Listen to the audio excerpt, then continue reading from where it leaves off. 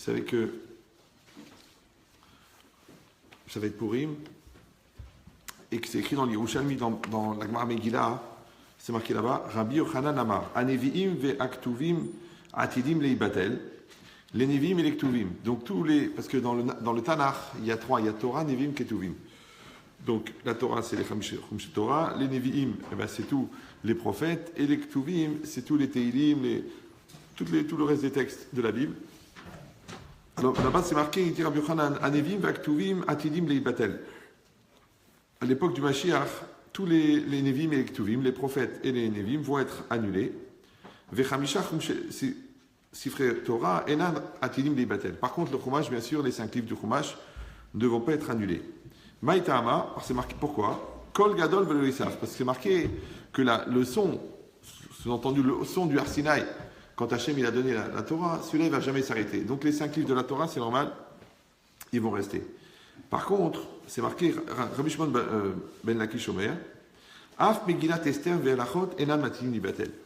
La Megillah d'Esther, donc le texte qu'on lit pour le soir de Purim et le lendemain, et les halachot, les lois, bien sûr toutes les lois, en atim libatel ne vont pas s'annuler à l'époque du Mashiach. Nehemar, c'est marqué, Kol Gadol Velo Isaf, donc la voix, elle ne va pas s'arrêter, la voix du Mashiach, la voix de la Torah ne va pas s'arrêter, et c'est marqué Vezicham Lo Isaf Mizaram, et leur souvenir ne sera pas effacé de leurs descendants. Donc là-bas, ça parle de quoi? De Mordechai et Esther et de toute l'histoire. Donc on voit que à la fin des temps, tous les Nevi'im, tous les prophètes vont être annulés, mais par contre, la Megillah, elle va rester et les halachot vont rester. Donc on se demande qu'est-ce que ça veut dire, qu'est-ce qu'il a voulu dire Rabbi Yochanan quand il a dit que les prophètes, les prophéties, elles vont être annulées, la Atid Lavo, ça veut dire quoi? Et après, pourquoi est-ce que la Megillah d'Esther, elle va rester? La Megillah, elle raconte un événement. Bon, c'est une histoire où les Bnei Israël ont été sauvés, ok. Maintenant, il y a eu des centaines d'occasions où ont été sauvés, les Chachamim ont gardé cet événement-là, et maintenant, celui-là, il va rester pour toujours. Alors pourquoi est-ce que sous-entendu, on en a besoin, on a plus besoin de la Megillah à la fin des temps que des autres textes. Alors, il y a un autre Midrash, dans Yalkut, dans Mishlei, il dit comme ça. C'est marqué dans le Pasuk, Tafra, Tafra, si on traduit littéralement, ça veut dire elle a abattu des animaux. Masrayana, elle a versé son vin. Af acha shulchana, et aussi elle a préparé, elle a étalé sa table. Ce passouk-là dans Mishlei, il est expliqué là-bas, comme ça dans le Midrash. C'est quoi Tafra? Zo Esther Amalka. Quand c'est marqué Tafra, elle a abattu, c'est-à-dire elle a abattu des animaux pour les servir à manger. Ça, c'est la reine Esther. Chez Bécha, chez Giat Sahar l'Israël, parce qu'au moment où une souffrance est arrivée pour Israël, Itkina Seouda et Achashverosh. Et qu'est-ce qu'elle a fait? Elle a préparé un festin pour Achashverosh et pour Aman. Aracha, Veshikrato Yaim Beyoter. Et elle a fait boire du vin en grande quantité. Au Kassavour, il y a Aman Be'atzmo Shechalkalo Kaved. Et lui, il était sûr que Esther, elle avait fait ça pour lui faire du kavod. Elle a dit oui, tu te rends compte, il avait un tel orgueil. Il a dit oui, le roi, Esther, la reine, elle m'a convoqué seulement à moi et le roi. Ouais. Donc lui, il était complètement aveuglé par son kavod, par son orgueil. Ve'ulo yada chez Parsholo Mesuda, et lui, il ne savait pas qu'en fait, elle lui avait fait un piège. Chez Mitor, chez Shikraoto, par le fait qu'elle l'a saoulé avec du vin, Kantala ou Mata Leolam, elle a acquis son peuple pour toujours. Maintenant, il faut bien se rendre compte, parce que nous, on le lit comme ça, on est content pour Samer, pour Samer. Mais en fait, Aman a réussi à faire ce que Hitler n'avait pas réussi à faire. Parce que Hitler, il n'a pas réussi à menacer tout le peuple juif d'extermination en un seul jour. Mais Aman, il a réussi. Il a tout mis en place pour que tout le peuple d'Israël, dans les 127 provinces, soit mis en danger de mort. C'est énorme. Ouais. Donc quand elle a fait ce repas et qu'elle a réussi à détourner le projet de Haman, elle a sauvé tout le peuple d'un seul coup. Après, c'est marqué Af Acha Shulchana. Elle a aussi étalé sa table, elle a mis la table. C'est quoi? Baolamazé ou Balamaba. Il dit le Midrash. Dans ce monde-ci et dans l'autre monde. Il disait Shem Tov Shekanta. C'est vrai qu'à tout jamais, tout le monde connaît Esther. Tout le monde connaît l'histoire d'Esther. Tout le monde connaît Mordechai. Encore une fois, il y a eu des centaines et des millions de tzadikim depuis Avraham, Yitzhak et Yaakov. Oui, pourquoi on a gardé ces deux-là? Ça veut dire qu'ils ont acquis un Shem Tov. Ils ont acquis une réputation jusqu'à la fin des temps. Il dit, alors, et là, il rajoute le Midrash qui nous intéresse. Il dit chez Kol HaMoradot Atidim Leibatel, toutes les fêtes vont finalement être annulées. Veyemi Apurim Enan Betilim Leolam. Par contre, Les jours de Purim, la fête de Purim, celle-là, elle ne s'annulera jamais. Amar Rabbi Elazar, affirme Kippourim, lo ibatel. Rabbi Elazar, il rajoute, non mais le jour de Kippour aussi, il ne sera pas annulé. Léolam, chez Neymar, veita zot lachem lechokat olam, parce que c'est marqué, ce sera pour vous une loi éternelle. Donc, qu'est-ce que ça veut dire maintenant? Que toutes les fêtes, elles vont être annulées, et la fête de Purim, elle ne va pas être annulée. On a dit, oui, tous les Nevi'im, ils vont être annulés, tous les textes des prophètes, ils vont être annulés, mais la Megillah d'Esther, elle va rester. Alors, qu'est-ce qu'il y a de spécial que la Megillah, elle doit rester, et que la fête de Purim, elle doit rester, alors que les autres fêtes, elles vont disparaître? Alors, on sait qu'il y a énormément de mitzvot qui sont fondés sur la sortie d'Égypte. Ouais. Après les 3 grandes fêtes de Sukkot et de Shavuot et de Pessah, elles sont fondées sur la sortie d'Égypte. Donc on n'arrête pas de mentionner la sortie d'Égypte, de parler de la sortie d'Égypte. Ça veut dire que c'est l'événement fondateur du peuple juif. Maintenant, quand on dit qu'on va oublier les miracles de la sortie d'Égypte, au moment où il y aura le Zman Mashiach, ça veut dire quoi? Alors il explique les commentaires que c'est pas que on va oublier, ça veut dire on va rejeter, on va nier les événements qui sont passés à la sortie d'Égypte. Non, c'est qu'on va dire que les événements de Mashiach, ils vont être tellement énormes que ce qui va se passer à l'époque, que comparé à ça, les miracles de la sortie d'Égypte, ils vont être petits. C'est un peu la logique du contraste, d'accord? Vous voyez une maison, vous dites, oh, elle est énorme. Puis après, vous mettez le château de Versailles à côté, vous dites, ah, bah, c'est petit. C'est le contraste. Ben, c'est exactement pareil. Que quand les événements qui vont arriver au Mashiach, ils vont être tellement énormes que quand on va se rappeler des événements de la sortie d'Égypte, on va dire, bon, c'était rien de spécial. Mais attends, mais la sortie d'Égypte, les 10 plaies, déjà, c'est que des miracles. Vous voyez? Après la mer qui s'ouvre en 12, c'est que des miracles. Donc, qu'est-ce qui va y arriver au Mashiach pour qu'on trouve qu'à côté, ce qui s'est passé, c'était rien. Ouais. Que quand on va parler de la sortie d'Égypte, on dira, bon, écoute, d'accord, mais tu sais ce qui se passe en ce moment avec le Mashiach. Alors, c'est ça l'idée. Comment est-ce que les événements du Mashiach, ils vont faire de l'ombre à la sortie d'Égypte? Donc, si c'est pour ça, il faut comprendre une chose.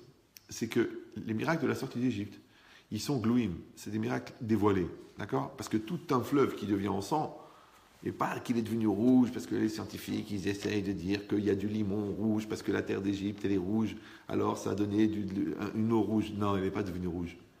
Ouais, elle n'est pas devenue rouge, elle est devenue en sang. Ouais, c'est pour ça que tous les commentaires, ils expliquent que le sang, l'eau, elle a coagulé, l'eau ne coagule pas. Les poissons, ils sont morts, les poissons, ça ne les dérange pas qu'elles soient rouges. Ils sont morts parce que c'est du sang, d'accord? Et après, c'est pareil, que toute la poussière, elle est devenue en poux, et que des millions de tonnes de grenouilles sont venues. C'est que des miracles. Maintenant, le fait même que ça soit que des miracles, donc, c'est une dimension. Maintenant, cette dimension-là, elle s'adresse à des gens qui ont besoin de ce miracle-là. Par contre, la différence, c'est que les événements de la Megillah d'Esther, si vous regardez bien, ce sont que des choses cachées. Parce que tout ce qui s'est passé, en fin de compte, à la limite, c'était quelque chose de normal.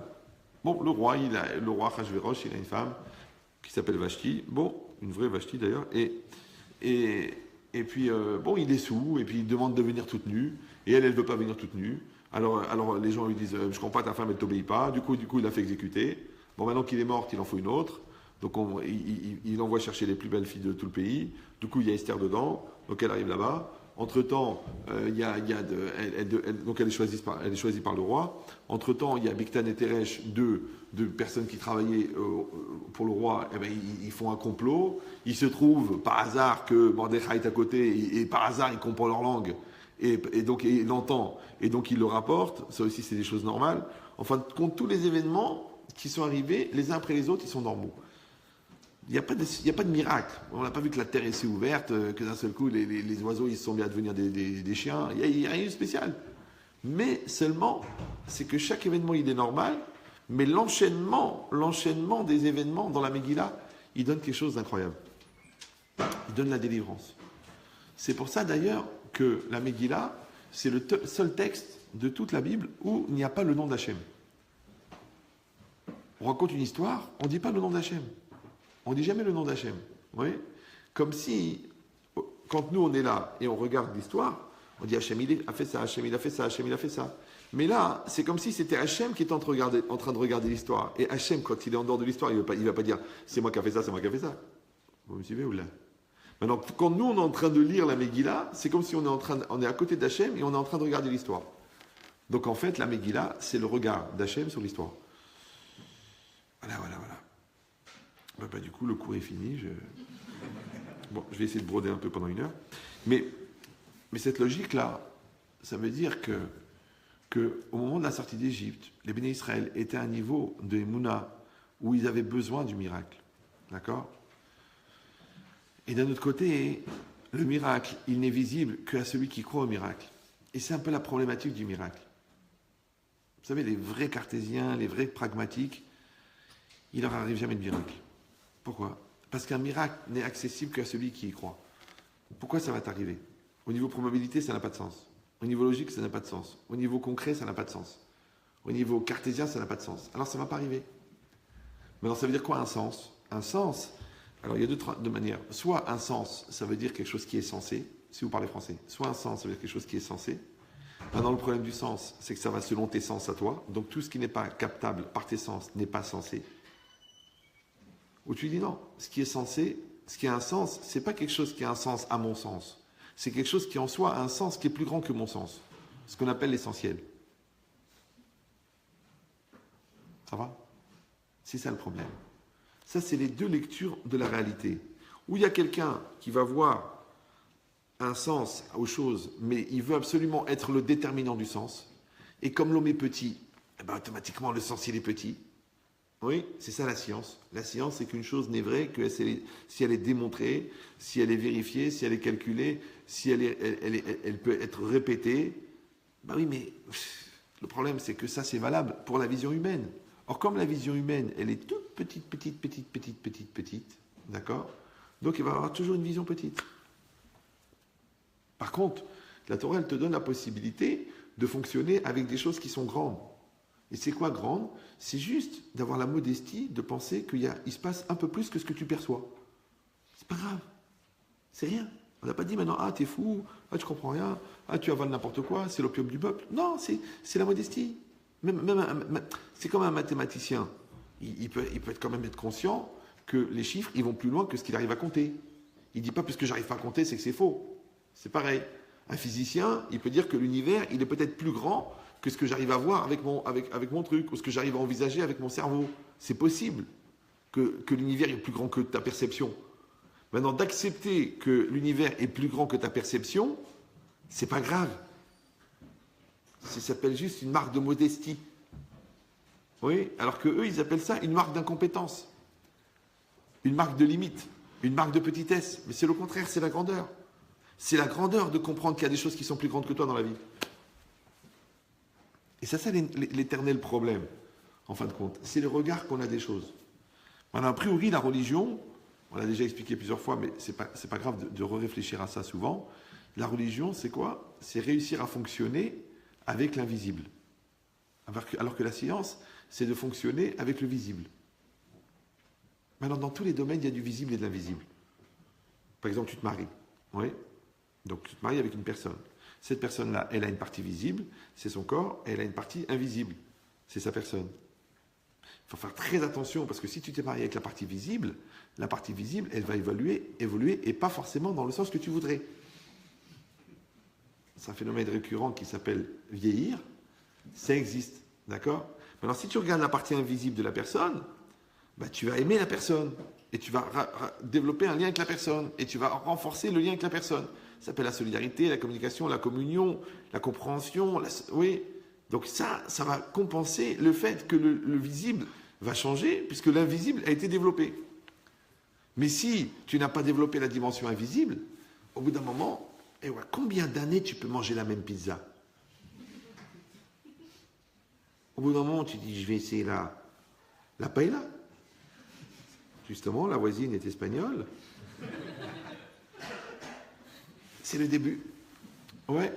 Eh ben dans tout, c'est pareil. Tu as un enfant, la partie visible, c'est un enfant qui t'énerve, qui te saoule, qui est petit, qui fait pipi, qui fait caca. D'accord? La partie invisible, C'est un homme mature de 23 ans, 24 ans, qui t'amène son fils et dit, papa, je voudrais que tu sois Sandak. Et tu vois, il est sérieux, il est Talmid Chacham, il est ingénieur, il est responsable. Tu dis, waouh, mais ça, c'est la partie invisible, puisque maintenant, il a 5 ans. Voilà. Alors, tu arrives à fonctionner avec l'invisible ou non? Donc, c'est pareil. Oui. Moi, toujours, je dis dans le mariage, faites attention de vous investir dans le visible, pas dans l'invisible. De vous investir dans l'invisible. Parce que les gens, ils investissent dans le visible. L'appartement, les meubles Ikea, les qualités morales de la personne, les valeurs de la belle famille. Ouais. Mais faites attention, parce qu'il y a le visible et il y a l'invisible.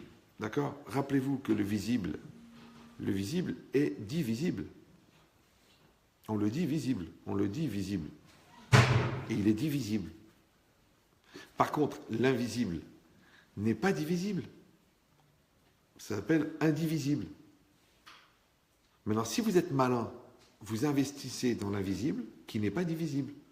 Parce que les bons moments qu'on a passés ensemble, les efforts qu'on a faits, la communion qu'on a créée, la solidarité qu'on a créée, la reconnaissance, la douceur, la gentillesse, ça tu ne peux pas me l'enlever. Tu me dis, reprends tes années de douceur, je ne peux pas. Redonne-moi les caresses que je t'ai données. C'est impossible. Donc l'invisible n'est pas divisible. Par contre, les meubles, eh ben, écoute, on partage, on évalue. La maison, bah, tu divises par 2, tu prends la moitié. Les enfants, 15 jours, 15 jours. En fin de compte, tout se divise dans le visible. Vous êtes clair ou... Oui? Eh bien, même à la personne elle-même, il y a du visible et de l'invisible. Le visible, c'est ce que tu vois. L'invisible, c'est ce que tu ne vois pas. C'est pour ça qu'on juge positivement. On juge positivement sur quoi? Sur l'invisible. D'accord? À qui on donne une chance? Au potentiel. Mais le potentiel, il est invisible. Le fond, il est invisible. La forme, elle est visible. Le fond est invisible. Donc ça veut dire quoi? Ça veut dire qu'il faut apprendre à fonctionner avec l'invisible. Et bien, comment on appelle la manière de se déplacer de la manière la plus optimisée dans le monde invisible? En français, on appelle ça la religion. Ben oui, parce que quand tu mets les téfilines, c'est pas pour prendre l'attention. Donc c'est pas la partie visible, c'est la partie invisible. C'est-à-dire ce que tu crées dans les mondes supérieurs. Quand tu fais le Birkat Amazon, tu as bien compris que c'est pas pour dire merci. Sinon tu dis merci. C'est parce que tu dois participer au développement des forces de prospérité qui vont nourrir le monde entier en prononçant la reconnaissance de la force de Dieu de distribuer la prospérité. C'est ça, Azan, Otanu, Ve'et, Aolam, Kulo, Betuvo, Bechen, Bechesed. C'est ça le Birkat Amazon. Tu crois que tu es en train de dire merci? Ben tu dis merci. Merci. Merci. Qu'est-ce qu'on dit? Le mot magique. Merci. Mais non, le Birkat Amazon, c'est pas seulement pour dire merci. C'est normal, ça. Évidemment, on n'est pas des sauvages. C'est parce que tu vas participer. Le bon Dieu, il dit, je t'ai donné la parole. La parole, c'est l'outil avec lequel moi j'ai créé le monde. Donc toi, avec ta force de la parole, que tu as été créé à l'image de Dieu, tu vas distribuer la prospérité dans le monde avec le Birkat Amazon. 613 mitzvot, 613 olamot. Chaque monde, il correspond à une mitzvah. Et chaque mitzvah, elle correspond à un membre du corps. Donc, chaque fois que tu fais une mitzvah, eh ben, tu développes un monde. Maintenant, tous ces mondes-là, ils sont reliés les uns aux autres. Et ça, c'est de développer dans l'invisible.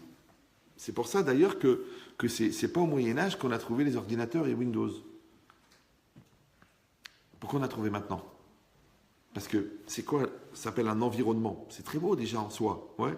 Windows, c'est une fenêtre sur la vie. C'est pour ça qu'il vaut mieux prendre un grand écran. Pour ne pas avoir une fenêtre trop petite. Ouais. Et sur cette fenêtre, qui est entièrement vide, puisque c'est des 01, des 01, des 01, des 01, des 01. Oui, il y a des icônes. Bon, ils ont appelé ça icône. Et bien là-bas, il y a l'icône de l'imprimante. Et toi, tu cliques et hop, il se passe quelque chose sur l'imprimante. Ouais. Et toi, tu cliques sur Internet, hop, ça s'allume. Et toi, tu cliques sur la radio et ça se met la radio. Mais c'est une icône, il n'y a rien. Maintenant, si tu tiens, je vais entrer dans l'ordinateur, je vais devenir une nanoparticule et je vais essayer de suivre le chemin entre l'icône et l'imprimante. Mais non, c'est des impulsions électriques.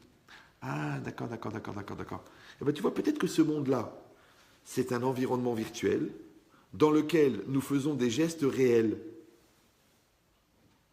Maintenant, il y a une icône qui s'appelle les téfilines. Donc, au moment où je mets les téfilines, ouais, au niveau de moi, c'est de déplacer des boîtiers en cuir et les mettre sur moi. Après, au niveau de ma kavana, c'est une certaine intention que je mets à l'intérieur. Et ça produit des choses dans un monde réel, parce que celui-là, il est virtuel et l'autre, il est réel. Eh ben, le monde spirituel, il est réel et le monde réel, il est virtuel. C'est pour ça qu'aujourd'hui, on peut jouer au tennis, ouais, sans tennis, sans terrain de tennis, sans rien. Tout ça, parce qu'on a été capable de dire oui. Ça s'appelle la oui d'abord. C'est la oui, ouais. Et tu peux faire du surf, et tu peux nager, tu peux truquer. Maintenant, ils ont même fait les lunettes. Ouais, mais tout ça, c'est pour faire quoi? Pour que quand il va venir, ma chère, il va dire, mais ça fait 3000 ans qu'on vous dit que Alma des Chikra ou c'est un monde de mensonges. Mais pas un monde de mensonges dans la névrose du menteur. Vous êtes des menteurs. Non, laisse ça au curé. Non, un monde de mensonges pour dire que c'est un monde d'illusion. Et c'est quoi un monde d'illusion? C'est un monde qui n'a été créé que pour être le repère du monde réel. Vous me suivez ou non? C'est comme les katas dans les arts martiaux. Vous avez vu ça déjà, les gars? Oui, vous avez vu ou non? Le gars, il a un kata. Maintenant, il a une série de mouvements qu'il doit faire. Ça dure 25 minutes. Il apprend ça par cœur, il le refait. Tu dis, écoute, c'est pas la peine. Quand il va venir, je vais lui casser la tête. Oui? Eh ben, le gars, il a tellement appris les katas, qui sont des mouvements répétitifs.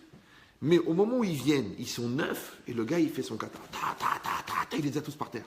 Alors que toi, t'aurais dit, attends, je le frappe, attends, je lui tiens mon bras.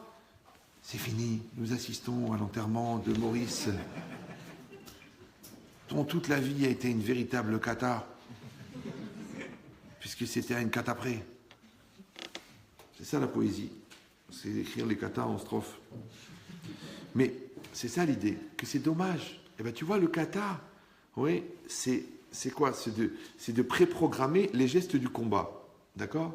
Eh bien, toi, quand tu travailles, par exemple, sur la colère, tu travailles sur la patience, tu travailles sur la patience, tu travailles sur la patience, tu travailles sur la patience. Quand il va arriver le combat de la colère, il va arriver les nerfs, le stress, tu auras les katas qui seront préenregistrés. D'accord? Jugement positif, maîtrise, reconnaissance d'une pulsion qui n'est pas la mienne, amour de la personne qui est en face de moi, perception du piège. Alors, après tout ce qu'il y a à perdre dans cette réalité, en temps réel, et c'est fini. Et je dis non, mon amour, on va pas se pourrir les deux. Comment tu as fait pour maîtriser? Et c'est vrai, parce que moi je vois les gens, j'accuse personne, hein, mais souvent les gens sont attrapés d'une grave maladie qui s'appelle si j'avais su. Ou alors ils te disent, bon tout ça c'est de la théorie, mais bon, Béchat m'a assez, au moment de l'acte, c'est pas évident. Alors moi je pose la question, à tous les idiots du monde, ouais. Si d'être bon, c'est d'être bon après que l'histoire est passée, ça s'appelle pas être bon, ça.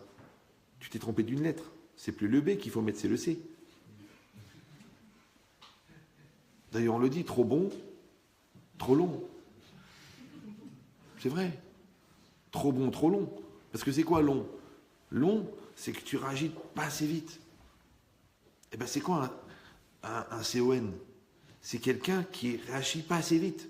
Donc, il est inadapté. La preuve, c'est que l'intelligence, qui est le contraire du CON, en philosophie, ça s'appelle la capacité d'adaptation.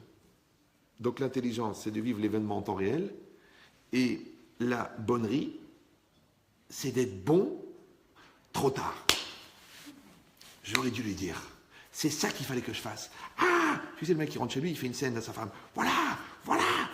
Tu lui as dit ça? Non, c'est ce que j'aurais dû lui dire.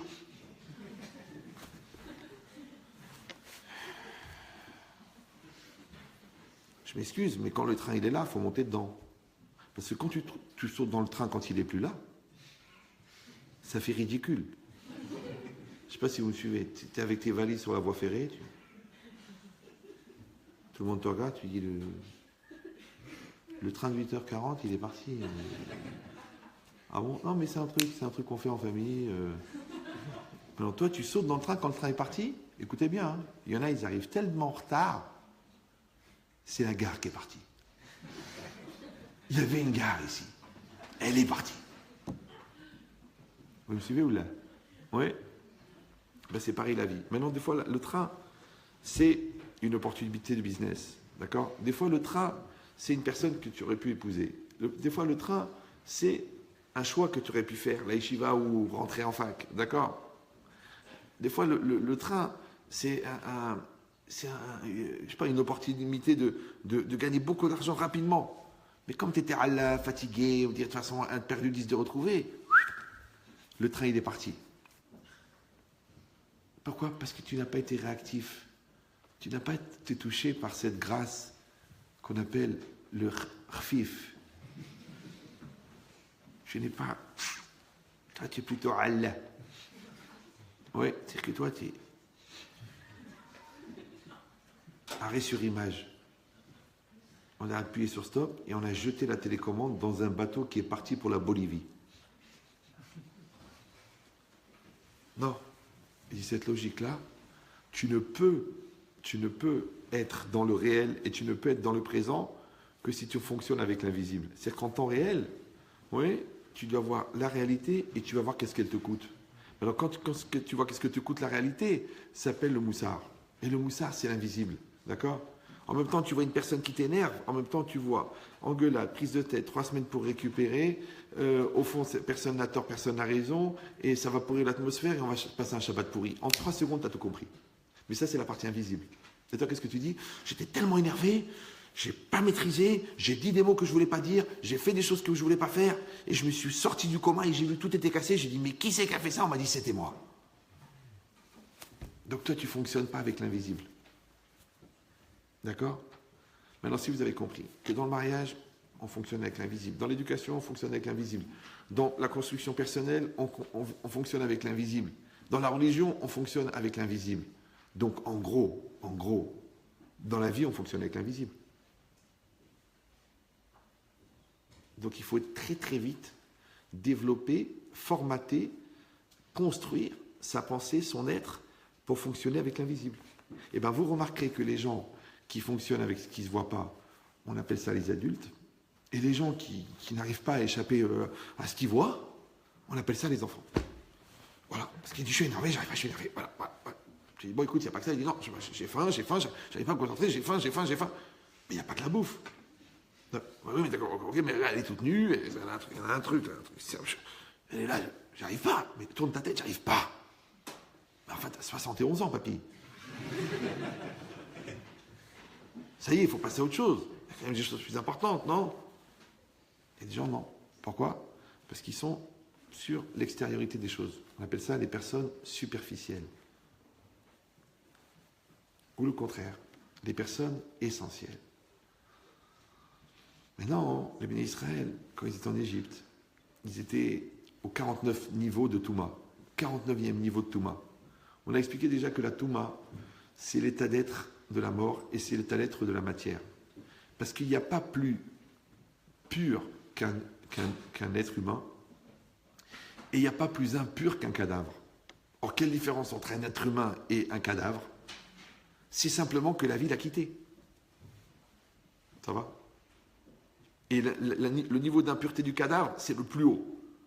Ouais. Et le niveau de pureté de l'homme vivant, c'est le plus haut. Vous me suivez ou là?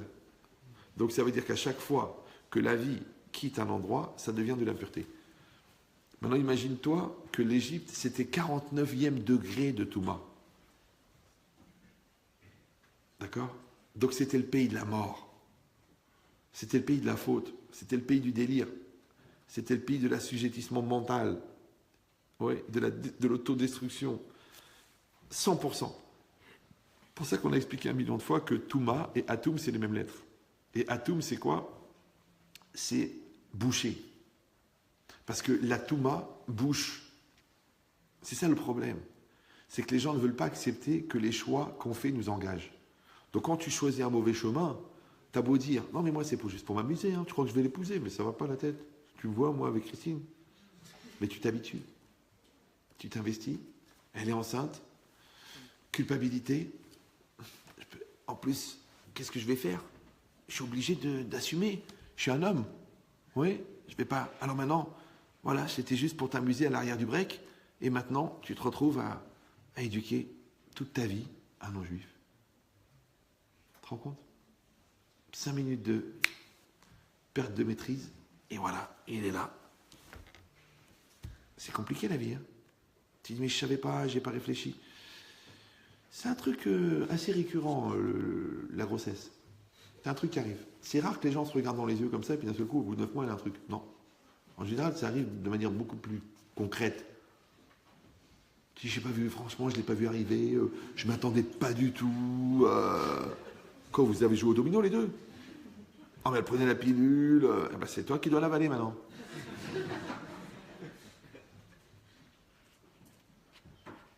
Ça veut dire qu'il y a des jeux qui ne sont pas des jeux. Ça s'appelle des jeux interdits. Ouais. C'est pas un jeu, ça. C'est pas un jeu. La relation sexuelle, c'est pas un jeu. Et c'est pareil, l'amour, c'est pas un jeu. Genre, je t'aime, je t'aime, je t'aime. Mais tu es en train de jouer avec le cœur de quelqu'un. L'autre, elle palpite, elle s'excite, elle rêve, elle fait des films, elle rate peut-être son mazal pour toi. Et toi, tu as juste envie de t'amuser parce que tu trouves que son corps est organisé de manière harmonieuse. Et t'as faim. Tu peux pas jouer avec le cœur de quelqu'un. C'est dangereux. C'est atomique. C'est radioactif. Donc tu ne peux pas jouer avec le corps de quelqu'un. Tu ne peux pas jouer avec le cœur de quelqu'un. Tu ne peux pas jouer avec la tête de quelqu'un. Vous savez que d'embrouiller l'esprit, Gezel Da'at, c'est plus grave que voler l'argent. Quand tu démontres à quelqu'un, tu manipules quelqu'un, quand tu mens à quelqu'un, c'est plus grave. Pourquoi? Parce que l'argent, tu as volé 1000 euros, tu peux rendre 1000 euros. Mais comment tu vas voler le mensonge? Comment tu vas rembourser le mensonge? Comment tu vas voler? Comment tu vas rembourser la manipulation? Après tu dis, je rigolais. Tu rigolais pas. L'autre, il y a cru, il est rentré dans un trip avec toi. Ouais. Il a gaspillé sa vie, il a raté ses études, il a changé, il a détruit sa personnalité parce que tu l'as manipulé. Et après, tu dis, j'ai pas réfléchi, j'ai pas fait attention. Donc ça veut dire quoi?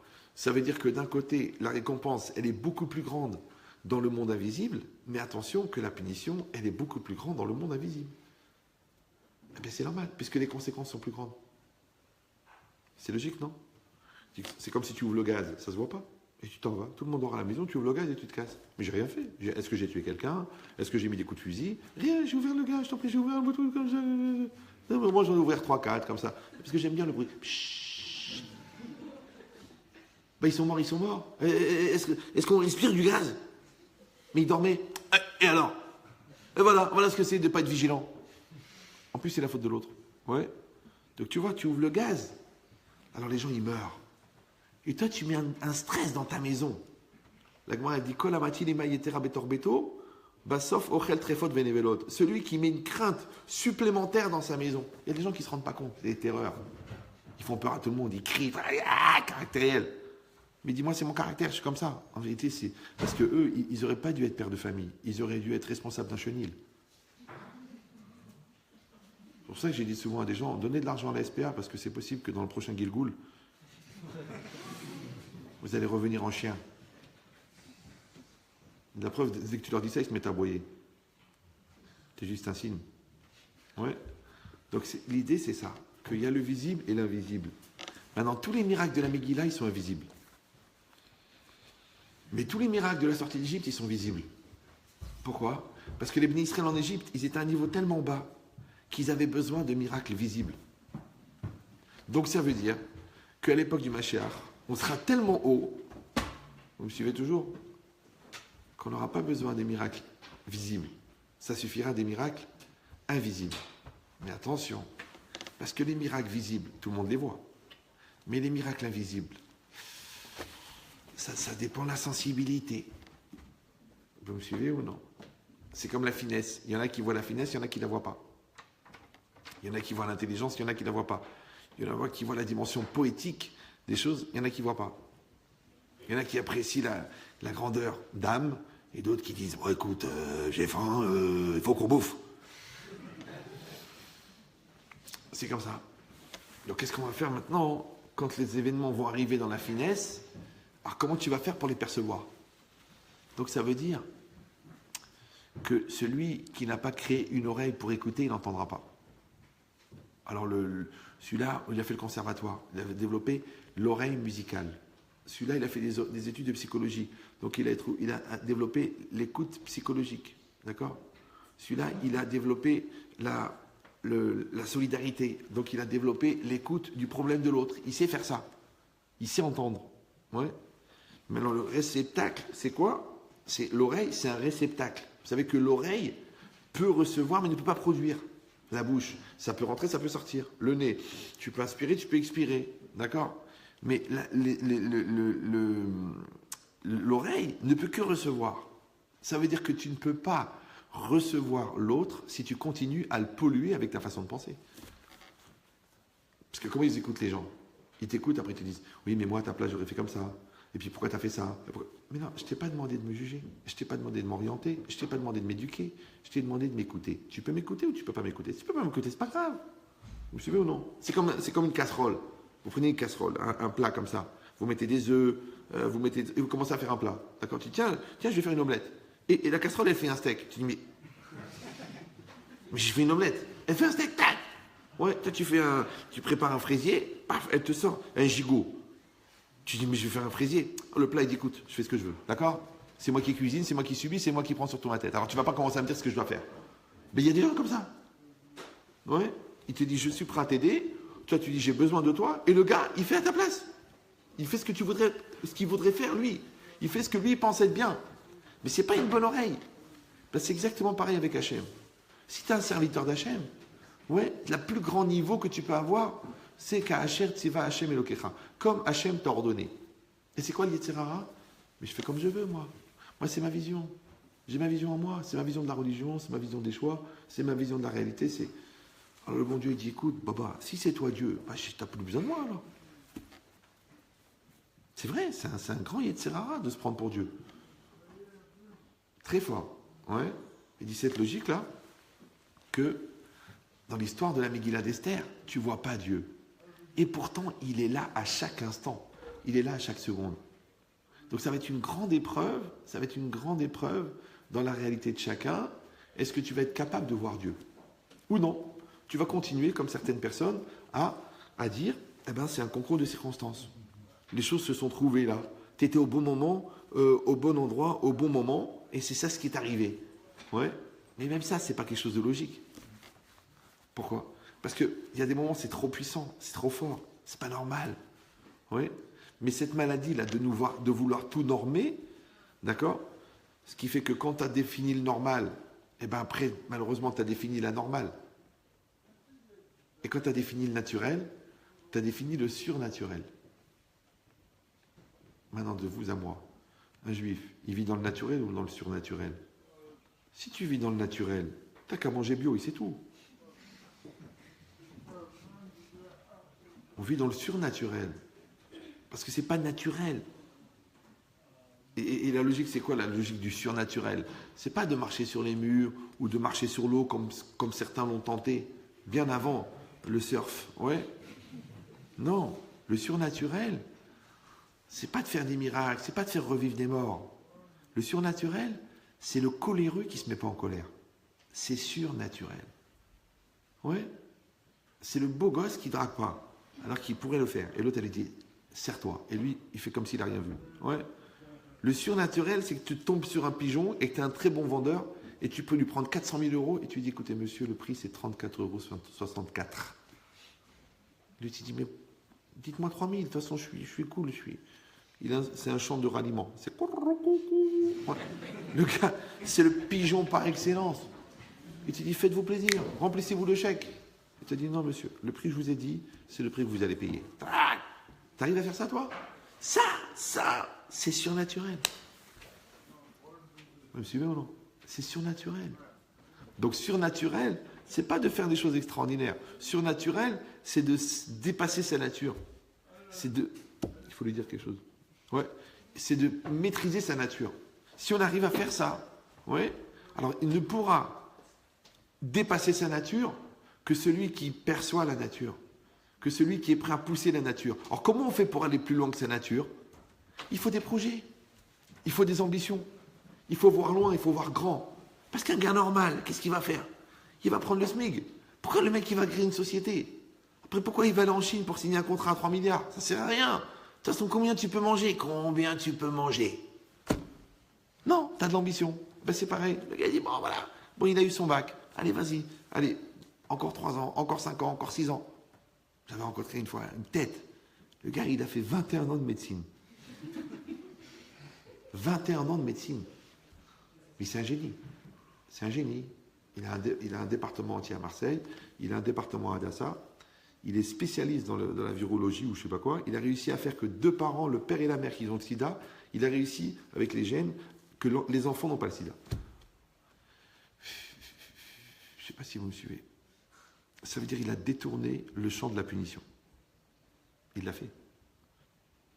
Mais ça prend 21 ans de médecine. Mais il aurait pu être généraliste. Bonjour, c'est 23 €. Bon, alors, vous n'arrivez pas à faire caca? Oui. Vas-y, respirez. Effectivement. Alors, bon, d'accord. Donc ça veut dire quoi? Le gars, il a dit non. Encore des études, et des stages, et des trucs, et de la recherche, et des... Pourquoi? Pourquoi il va s'arrêter? Il ne s'arrête pas. Il avance. Ouais. Et avec ça, une modestie. J'ai rencontré un autre aussi. Je vous ai parlé de lui une fois déjà. Un ophtalmo incroyable. Maintenant, le gars, il a un département complet à Pittsburgh. Là-bas, ils lui ont donné un campus pour développer, parce que les Français n'ont pas compris sa valeur. Ils l'ont invité là-bas. Ils ont vu que le gars, il est capable. Il a créé une machine pour faire voir les aveugles, lui, par impulsion électrique. Ouais. Et ben, le gars, il peut pas vivre s'il fait pas ses 2 heures de Guémara par jour. Tu montes, tu descends. Tu dis, mais attendez, mais on a encore des projets, on a encore des trucs, on a un laboratoire débat qui veut développer avec vous. Non. J'ai 2 heures de Talmud à faire. Moi, je ta mère. T'as vu? Il a une ambition extraordinaire, il a été très très loin dans ses connaissances, mais il a quand même compris que l'invisible, il est encore plus important que le visible. C'est-à-dire que même dans l'invisible, il y a l'invisible de l'invisible. Et l'invisible de l'invisible, parce que vous avez compris maintenant, le réel, c'est le visible, le potentiel, c'est l'invisible. Mais l'invisible de l'invisible, c'est le spirituel.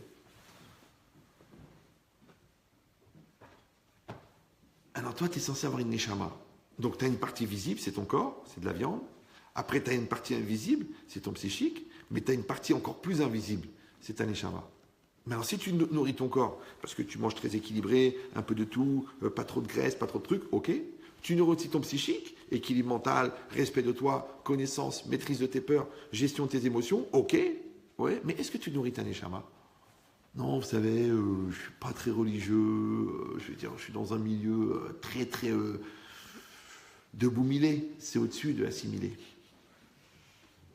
Mais t'es juif quand même. Oui, bah, par accident. Je veux dire, pendant la guerre, on a pris le nom Cohen bon, pour éviter les problèmes. Ça nous en a créé d'ailleurs. Grosse erreur de choix, d'accord? Non, t'es juif, t'es juif. Donc si t'es juif, t'es obligé de développer les 3 parties. Maintenant, pourquoi ne pas comprendre que de la même manière que dans la personne, il y a 3 parties, ouais, de la même manière, dans la communauté, il y a 3 parties. Vous voyez bien des gens qui sont plus dans le physique des choses, vous voyez bien des gens qui sont plus dans l'intellect des choses, et vous voyez bien des gens qui sont plus dans le spirituel des choses. Donc peut-être que la communauté aussi, elle a un corps, un psychique et une âme. C'est sûr. Vous me suivez ou non? C'est rare qu'un gars qui est dans le showbiz et qui se met tout nu à la télé, tu vas lui demander le sens du Tosfot. C'est normal, parce que lui, il est dans le physique des choses. Alors, il peut aller faire teshuva et rentrer dans le psychique des choses. Moi, toujours, je voulais demander ça à un médecin. Je voulais dire, est-ce que les cellules, vous savez, notre corps, il est fait de cellules, vous savez ça, non? Oui. Maintenant, on a les cellules des pieds, et les cellules du cerveau, et les cellules des doigts, et les cellules des cheveux. Combien on perd de cheveux? Les cellules des ongles, on les coupe. On se fait pas enterrer avec, ouais. Eh bien, est-ce que la cellule, elle a le choix? Est-ce que la cellule des pieds, elle dit, moi j'en ai marre, qu'on me mâche sur la gueule, j'ai envie d'aller dans le cerveau? Oui. Est-ce que la cellule des mains, elle dit, j'en ai marre qu'on fasse n'importe quoi avec moi, allez, moi j'ai envie de me reposer un petit peu, tiens, je vais être sous les bras. Oh, attention l'odeur. D'accord? Donc, est-ce que la cellule, elle a le choix? Et si vous allez me dire, mais c'est quoi ce délire de parler du libre arbitre de la cellule? Vous savez, la dernière fois que j'ai dit n'importe quoi, je devais avoir 8 ans et demi. Donc, le Maharal de Prague, il dit que l'homme, c'est un corps. Le peuple, c'est un corps. Et dans le corps, il y a des membres. Et chaque membre, il a un rôle à jouer. Et bien, le Ham Israël, c'est un corps aussi. Et bien, dans le Ham d'Israël, il y a des mains. Il y a des gens qui sont là pour agir. Mais il y a des pieds. Il y a des gens qui sont là pour porter. Ouais. Et il y a des gens qui sont là pour digérer les situations. Il y a des gens qui sont là pour réfléchir. Mais il y a aussi des cheveux. On a combien on perd du Ham Israël tous les jours? Ouais. Et il y a des ongles aussi. Combien on perd? Et des peaux mortes. Tous ces gens assimilés qui partent dans le délire de la Bretagne, c'est des peaux perdues. Ouais. Jamais tu dis, tiens, tu fais comme ça. Vous savez, je ne sais pas comment ils appellent ça, pas un ponçage, là, des trucs. Un gommage. Ils t'enlèvent les peaux mortes. Ouais. Mais d'un autre côté, tu dis, c'est un peu de moi, ça. Tu dis, attends, je ne vais pas les garder. Là. Tu dis, vous avez une peau douce, c'est normal, on a enlevé tous les peaux mortes. Ouais. Ben, c'est pareil, toi. Quand tu prends les peaux mortes de ta bêtise, tu deviens doux. Ouais. Quand tu prends les peaux mortes de ton couple, tu mets de la hitrachout, tu mets du renouvellement. Donc cette logique-là, c'est quoi? C'est que, est-ce que chaque cellule, elle a le choix de faire partie du cerveau ou faire partie des pieds? Et est-ce que chacun d'entre nous, il peut changer de destinée pour aller quelque part spirituellement plus grand? Alors physiquement, c'est difficile. Bon, sauf si tu fais des piqûres, ouais. Intellectuellement, tu peux pousser. Mais bon, après, là aussi, il y a des limites. Parce que les génies en mathématiques, ça court pas les rues. Mais spirituellement, comment tu vas poser une limite? Ça dépend de la taille de la neshama. Ouais. Alors il dit la neshama, elle a une force extraordinaire. C'est que comme elle est illimitée, donc une neshama qui est utilisée au maximum, elle aura plus de mérite et elle atteindra des plus grands résultats qu'une grande neshama qui est utilisée au minimum. Donc là, par contre, là, c'est à ce niveau-là que la force du surnaturel, elle se met en place. Alors c'est pareil. Maintenant, tu lis la Megillah, tu regardes la Megillah, d'accord? Et tu regardes. Et plus tu la lis, parce qu'on la lit tous les ans, depuis que tu es petit, tu la connais, non? Et tu essayes de voir à l'intérieur de ça comment ça fonctionne. Est-ce que ça fonctionne par miracle ou est-ce que ça fonctionne par nature?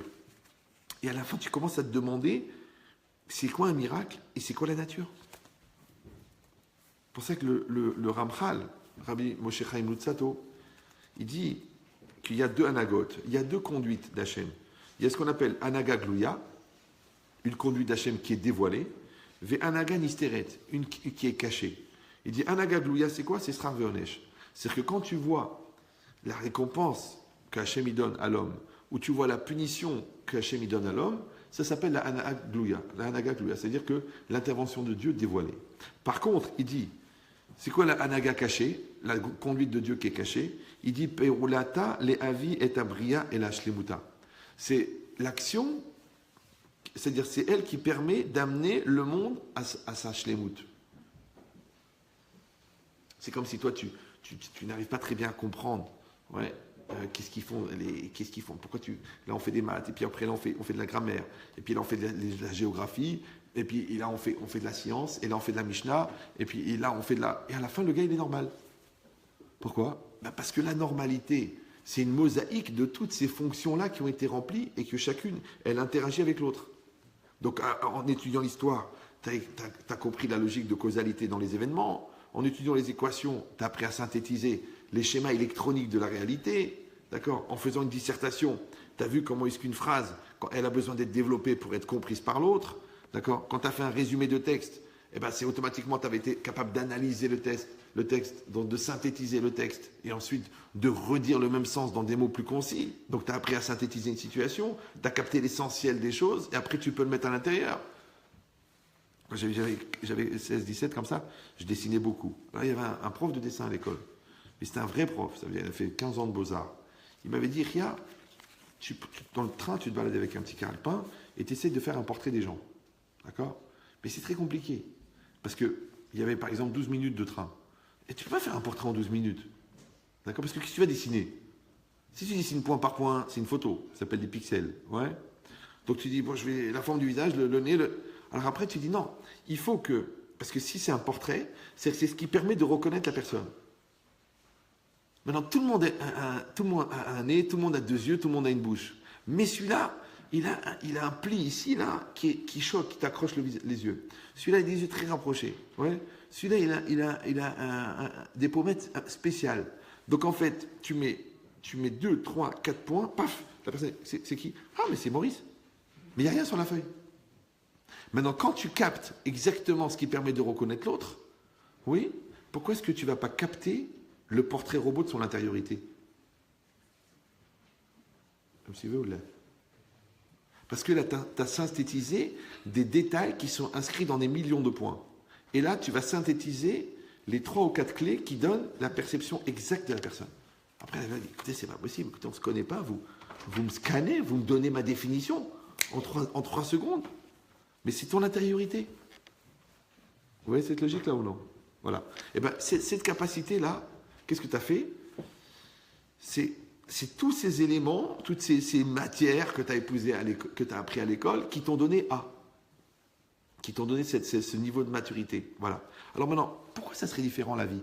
Pourquoi comme tu fais des maths, de la géo, de la physique, ouais, et ben là tu fais des nerfs, là tu fais du travail, là tu fais de la maturité, là tu te lèves à l'heure, là tu dis la vérité. Et toi, toutes ces matières-là que tu fais à l'école de la vie au jour le jour, elles ont comme résultat la personne que tu es. La preuve, c'est qu'il y a des profs. Il y a des profs comme ça, tu leur amènes ton fils en quatrième, je ne sais plus comment ça s'appelle, des généralistes ou je ne sais pas quoi. Et c'est des profs, ils te font une série d'exercices, ils te disent, bon, eh ben écoute, depuis la cinquième, il n'a pas compris ça, depuis le CM2, il n'avait pas assimilé ça. Le gars, il te fait ton scanner de ton fils dans les matières. D'accord? Eh ben, qu'est-ce qu'il fait le psychologue? Il te dit, où est-ce que tu as continué ta courbe de développement et où est-ce que tu as arrêté ta courbe de développement? Et qu'est-ce qu'il fait le Mekoubal? Il te dit, toi, telle Avera, elle a arrêté ta courbe de développement, et telle influence, elle a arrêté ta courbe de développement. Par contre, de ce côté-là, tu as beaucoup développé, c'est extraordinaire. Comme dit, toi, c'est bien pour toi, je sais pas moi, de mettre les tefilines de Rabbi Tam. Et toi, c'est bien pour toi d'aller au mikvé. Ah, mais c'est pas obligatoire pour les hommes. Oui, c'est pas obligatoire, mais pour toi, c'est bien. D'accord? C'est que dans ton portrait robot spirituel, tu as besoin du mikvé, toi. Ouais. Et toi, il faut que tu sois végétarien. Non, mais je vais essayer de manger pas beaucoup de viande. Non, tu peux pas. Tu es trop spirituel. La viande, c'est très très matériel. Ça va te boucher les canaux. Il y a toute une partie de la Torah que tu n'auras pas à cause de la viande. Alors tu manges plus de viande. Tu te sens pas mal, hein? Les Indiens, ils ne mangent pas de viande. Ils sont bien. D'accord? Les Mekoubalim, ils ne mangent pas de viande. D'accord? Mais qu'est-ce qui est intéressant? C'est qu'il a trouvé le rapport qui existe entre ta réalité physique, que tu manges, et ton portrait robot intérieur. Ça va?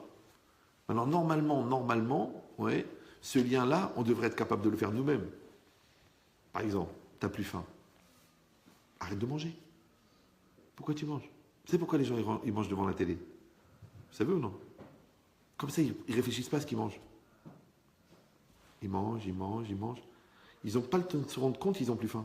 Parce qu'ils sont tellement occupés par le sujet développé qu'ils continuent à manger. Après, toute la nuit, le gars, il s'est tapé un truc comme ça de popcorn. Il va mourir. Mais quand tu manges, et au fur et à mesure que tu manges, tu essaies de ressentir quand tu n'as plus faim, tu peux t'arrêter de manger. Tu dis, j'ai plus faim. D'accord? Ben, c'est exactement pareil.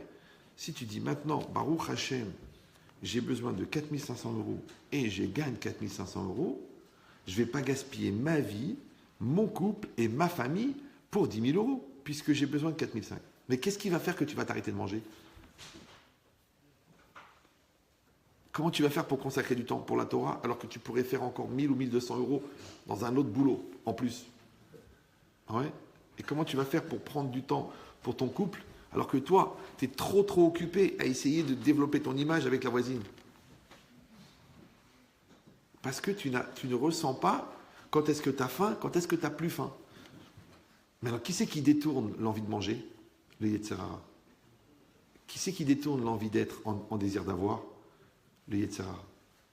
Qui c'est qui détourne l'ambition de se réaliser en illusion d'orgueil? Le Yetzer Hara. Donc si toi, tu n'es pas dans ton invisible, maître de ton invisible, si tu n'es pas conscient de ton invisible, il est très probable qu'il va t'arriver la chose la plus grave qui peut exister, à mon sens. C'est que tu ne vas pas vivre ta vie. Tu ne vis pas ta vie, parce que toi-même tu te dis, bah, c'est pas ce que je voulais, c'était plus fort que moi, c'est trop difficile, de toute façon on m'a poussé à bout, et puis j'ai pas eu les moyens, on m'a pas eu donné les opportunités. Ça n'existe pas, ça. Ça n'existe pas que quelqu'un il est vivant et qu'on ne l'a pas mis dans un décor qui est adapté à lui. Ça n'existe pas que quelqu'un il est vivant et qu'on lui a donné des épreuves qu'il ne peut pas supporter. Ça n'existe pas qu'on ne lui a pas donné les outils qu'il fallait pour y arriver. Mais peut-être que le gars, au lieu d'écouter le cours de maths, il joue avec son stylo. Ça, c'est possible. C'est possible qu'au lieu de s'investir dans son couple, eh bien, il s'est mis toute sa tête dans son travail.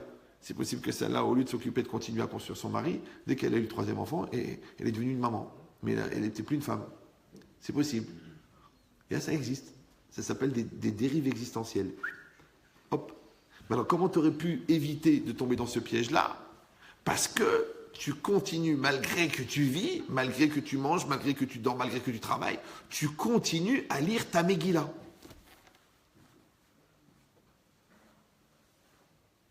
D'accord? Et comme quand tu lis la Megillah, malgré que c'est des événements naturels, tu cherches le miracle, et bien toi aussi, dans ta Megillah, malgré que ta femme, tu la vois tous les jours, tu cherches le miracle. Et bien quand tu cherches le miracle dans ta femme, il n'y a pas de routine. Voilà. Et quand tu cherches le miracle dans tes enfants, Il n'y a pas métro, boulot, dodo. Et quand tu cherches le miracle dans ton travail, il y a l'effervescence du produit, ou du projet, ou du résultat atteint. Sinon, bah écoute, tu sais pas, bon j'y vais vraiment comme à la mort. Tu les vois les gens le matin, sortir de chez eux avec une énorme Magen David, en train de marcher comme ça.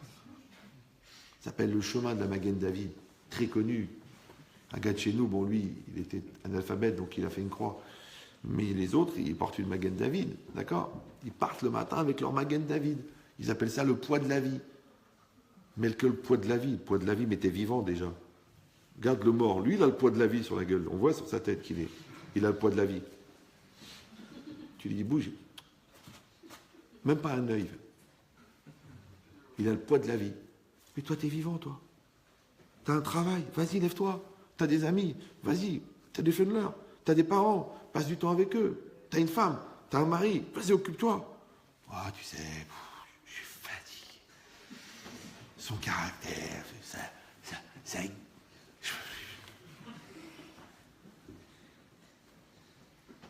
Et après qu'elle est partie,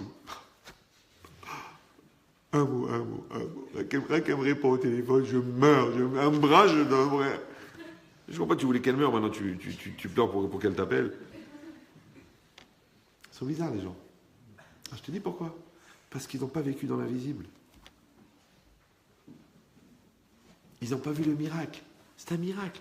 Si aujourd'hui, en 2017, tu as 5 enfants et aucun qui se drogue, mais tu dois faire le Hallel tous les jours. S'il n'y a aucun de tes garçons qui aime les garçons, c'est extraordinaire. Si tes enfants, ils aiment la Torah.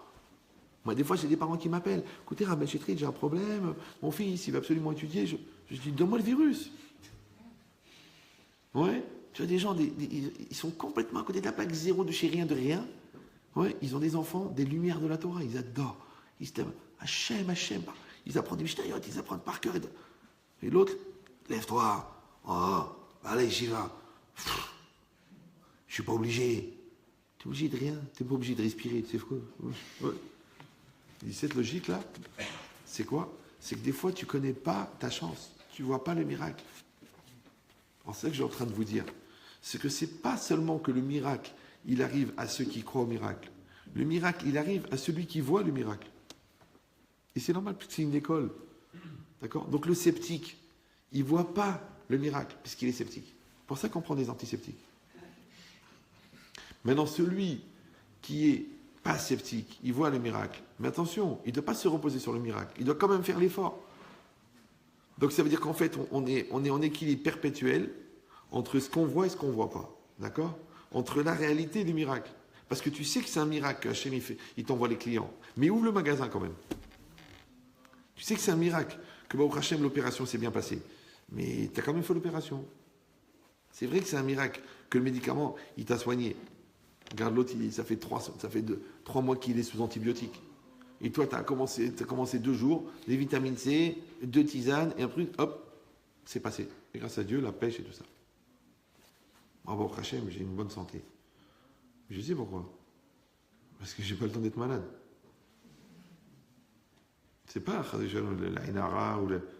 Non, comment je vais faire? Je peux pas. Tu peux pas être ici la veille à Montréal, le lendemain à Monaco, le surlendemain à Lille, et dire je suis fatigué. Alors, tu n'es pas fatigué. Tu dis mais tu es malade. Je suis pas malade. J'ai pas le temps. Cours, avance. Tu dis mais c'est des miracles. La fonction, elle porte la personne. C'est pas la personne qui porte la fonction. Donc il faut juste être malin de choisir une grosse fonction. Vous suivez ou non? C'est comme une voiture. Prends pas un litre 2 ou un litre 4. Prends une 2 litres 2.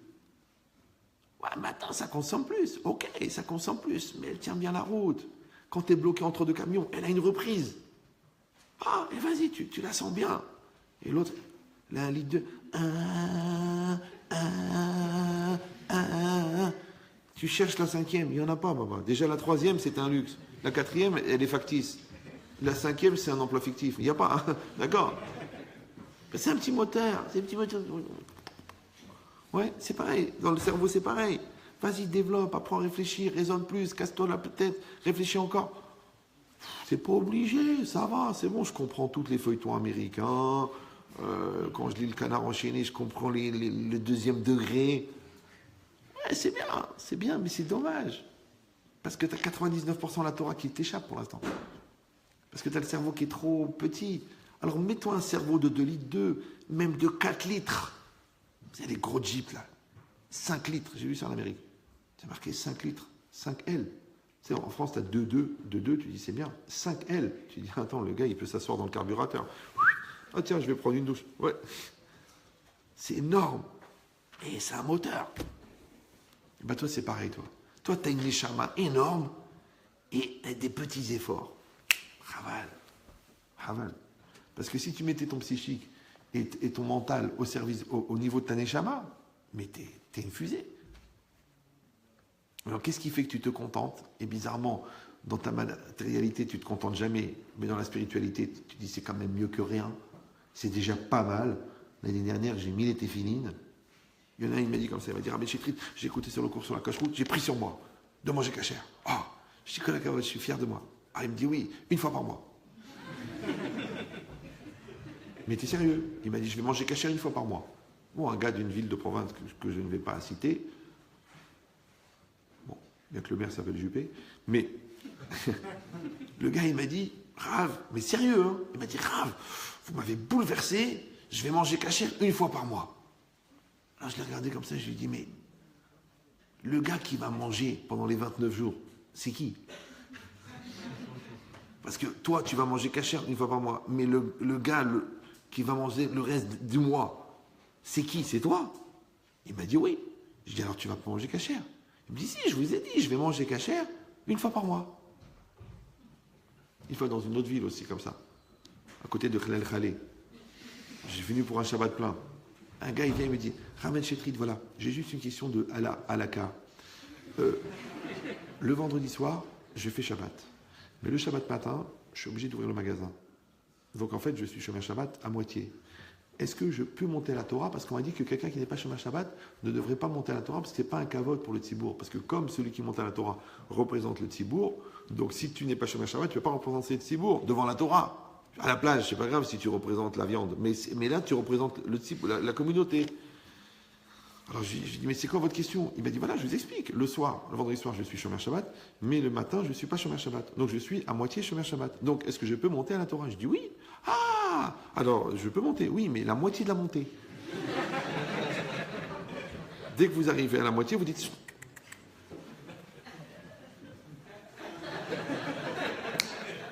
Il faut qu'il vienne un autre Shomer Shabbat qui lui est Shomer Shabbat que le matin.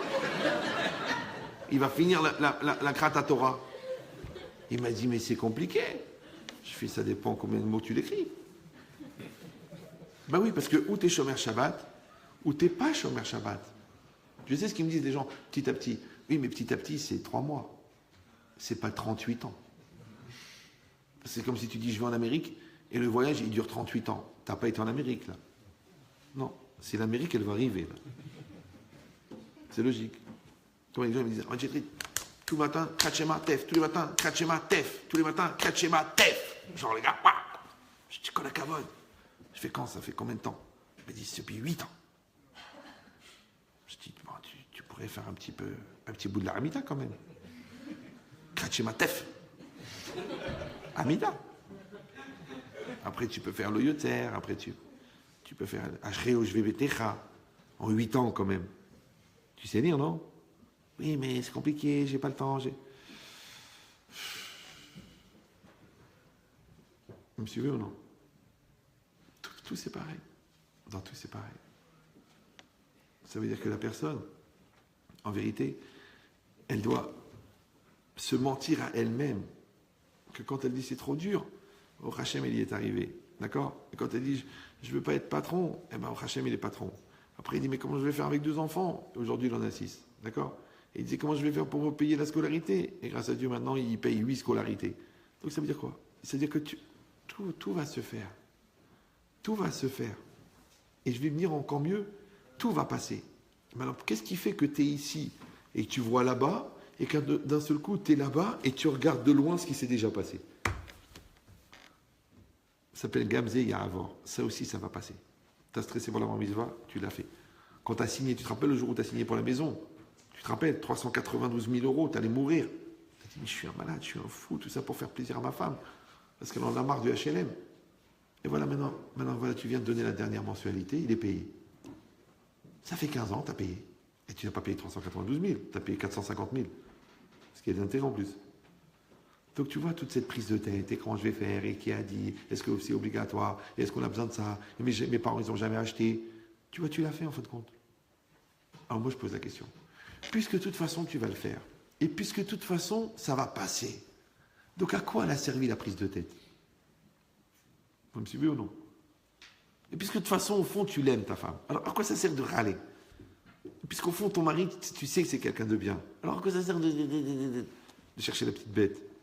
Oui, c'est qu'on sait que le temps il va passer. On le sait. Oui. Et bien quand toi, au lieu de regarder chaque événement, ouais, tu es capable de faire le lien avec les événements, mais tu te dis, mais il n'y avait que des miracles. C'est vrai, en fait, quand on était deux comme ça, oh, je t'aime, oh, tu m'aimes, moi aussi, mon amour, ah, je veux te toucher, oh, battez pas, oh, bon. On va chez tes parents, oui, voilà, monsieur Bismuth, je voulais épouser votre fille, tout ça. Ah, on est content. Ah, Napébès, tu rentres dans notre famille, tu sais, ouais. Et maintenant, regarde, les 6 enfants, ils sont là. L'autre, il a l'Yeshiva, l'autre, il a l'école. L'autre, il vient de réussir son bac. L'autre, il vient de finir son droit. Waouh, tu regardes ta femme, tu dis, tu te rappelles les deux Calimero, là, devant le beau-père, hein, monsieur Bismuth, je vous promets, je la rendrai heureuse. Tu te rappelles? Mais c'est bizarre, parce que le temps, il passe. Et ben moi, je te le dis, ça, quand tu as le recul de voir ça, tu dis qu'on n'avait rien. On n'avait rien, on a démarré rien. Genre, moi, j'étais en 3e année, toi, t'es en 2e année. Les parents, ils nous ont pris un petit studio. On se débrouillait. Moi, je donnais des cours de maths. Et maintenant, bon, prochain, voilà, on vient d'acheter le 3e appartement. Ouais. Mais tu vois pas ça. Tu vois pas la Megillah. Jusqu'à combien tu vas frimer? Jusqu'à quand tu vas croire que toi, t'as tout fait? Mais qu'est-ce que t'as fait, toi? Qu'est-ce que t'as fait? C'est des opportunités qui sont présentées. Ah, parce que dire oui, c'est une forme d'intelligence. D'accord? Et que la banque, elle t'accorde le prêt, c'est une forme d'efficacité. Ouais, et que tous les jours, le client il est venu et il t'a donné de quoi payer ton crédit. Tu crois que t'as de quoi t'enorgueillir? Non. Alors je te dis, apprends à voir le miracle. Lis la Megillah de ta vie, lis-la. Mais tu vas dire, mais il n'y a que des miracles. Chaque chose, elle vient exactement. Surtout les grossesses. Bon, vous êtes un peu jeune, mais vous allez voir, si Dieu veut, avec les grossesses. Mais moi je l'ai dit toujours, je l'ai raconté plusieurs fois, mais chaque grossesse, chaque accouchement, je voulais faire le Hallel. J'allais voir mon Rav, j'ai dit, Rav, moi je fais le Hallel avec la bracha. Je fais le Hallel complet avec la bracha. Il m'a dit, non, la bracha, on fait pas le... Mais tous les ans, mais c'est pas une rigolade, parce que nous, c'était tous les ans, les accouchements. Ouais. Donc, j'allais le voir, je dis, Rav, je vais faire... Il m'a dit, mais non, écoutez, je dis, Rav, j'étais à l'accouchement, d'accord? Là, il y avait un problème respiratoire. Là, il y avait un cœur qui était trop excité. Là, il y avait le cordon qui était autour. Là, le truc qui se présente à l'envers. Là, toute l'équipe était paniquée. La sage-femme, elle courait en disant, on la perd. Et maintenant, Baruch Hashem, le bébé, il est là. On fait pas le Hallel. Le Gomel, Hayavim, Tovot. Ok, t'as pris l'avion. Tu fais le Gomel. Mais là, ta femme, elle a accouché. C'est ce que c'est, Bat Kemita. L'accouchement, moi, on dit Dav Kemita ou Bat Kemita. C'est considéré ou comme être collé à la mort, parce que c'est vraiment une occasion, malheureusement, de mourir. Ou alors, Dav Kemita, Bat Kemita, c'est là où on va vérifier la personne si elle mérite de vivre. Donc, quand l'accouchement, il se passe bien, tout va bien. Tout se passe bien. Il n'y a rien eu. Il n'y a pas eu d'insuffisance respiratoire, il n'y a pas le cordon autour de la tête, il n'y a pas le truc, il n'y a pas de déchirure incroyable, il n'y a pas le placenta qui n'est pas tombé, il n'y a pas de... Tout ça. Mais chaque truc, c'est un miracle. Mais tu vois pas la Megillah. Et l'autre, non, écoutez, l'accouchement s'est bien passé. Des fois, tu as envie de lui dire, mais non, c'est pas un accouchement, c'est elle a mis bas. C'est une vache. C'est vrai que c'est rare que les vaches, elles arrivent au SAMU en Qatar. C'est rare que le vétérinaire demande une assistance respiratoire. Bah oui, parce que c'est un veau. Hein. Il vaut ce qu'il vaut, je veux dire. C'est devenu une marque de voiture. Ça vaut le veau qu'il y a dedans, quoi. Mais non, c'est pas possible. Il dit que la personne, elle doit voir le miracle de l'accouchement. Et elle doit voir le miracle de la parnassa. Et elle doit voir le miracle de la sécurité. Regardez la sécurité d'Israël. Ok, on a le Mossad. Ok, on a la 4e armée du monde. Mais tu vois pas les miracles. T'es aveugle ou quoi? T'es aveugle? Oui, ici, en deux petits attentats, ils ont fait le vigipirate jusqu'au plafond. Ouais, là-bas c'est tous les jours, tous les jours, tous les jours, tous les jours, tous les jours.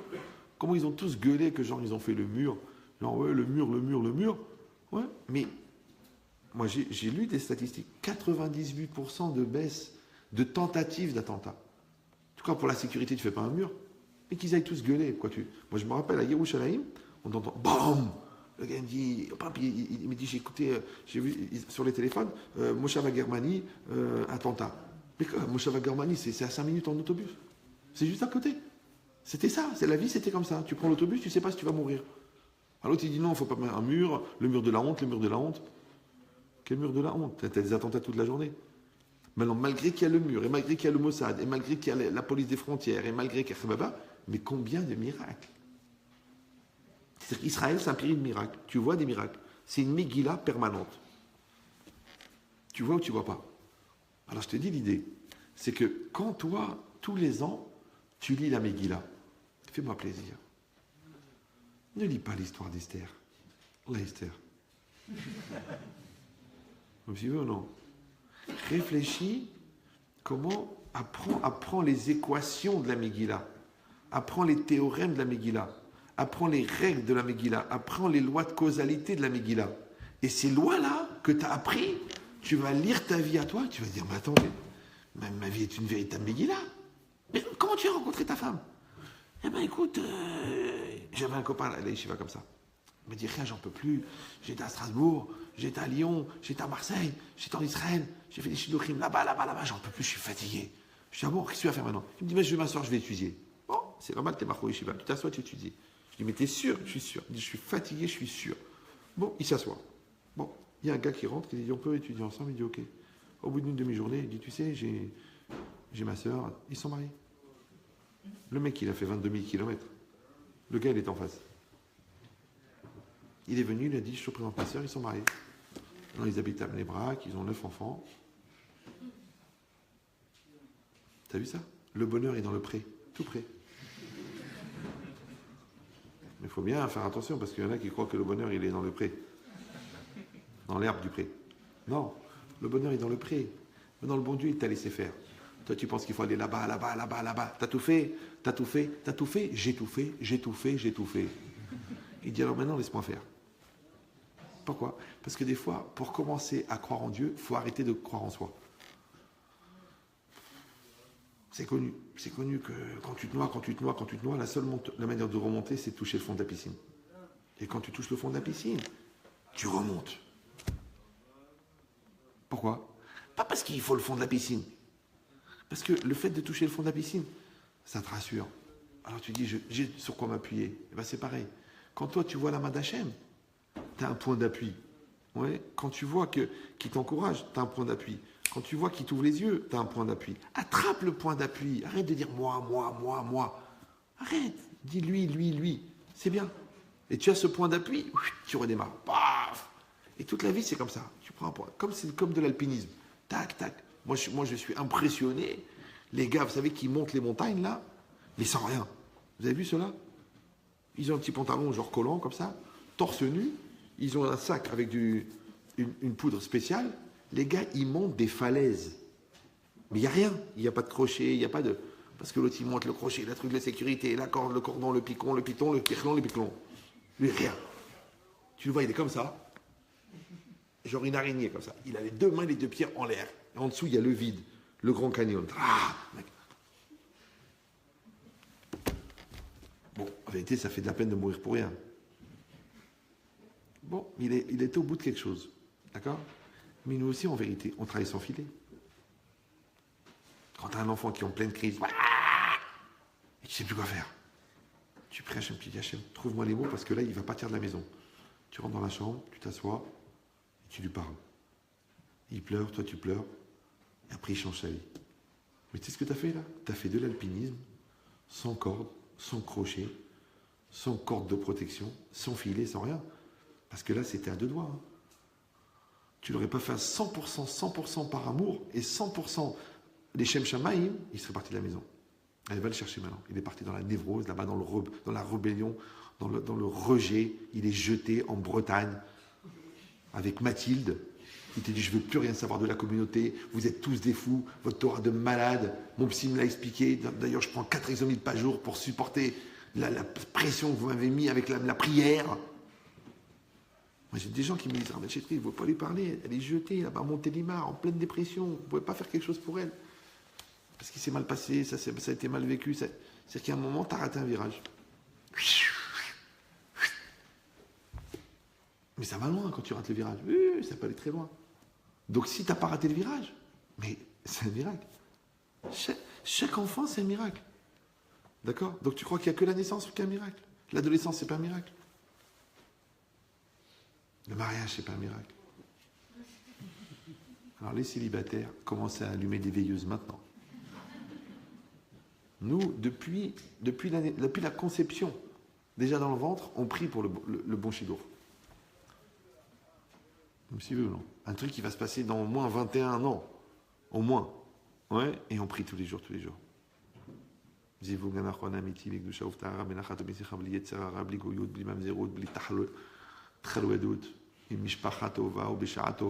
Chaque enfant, chaque jour.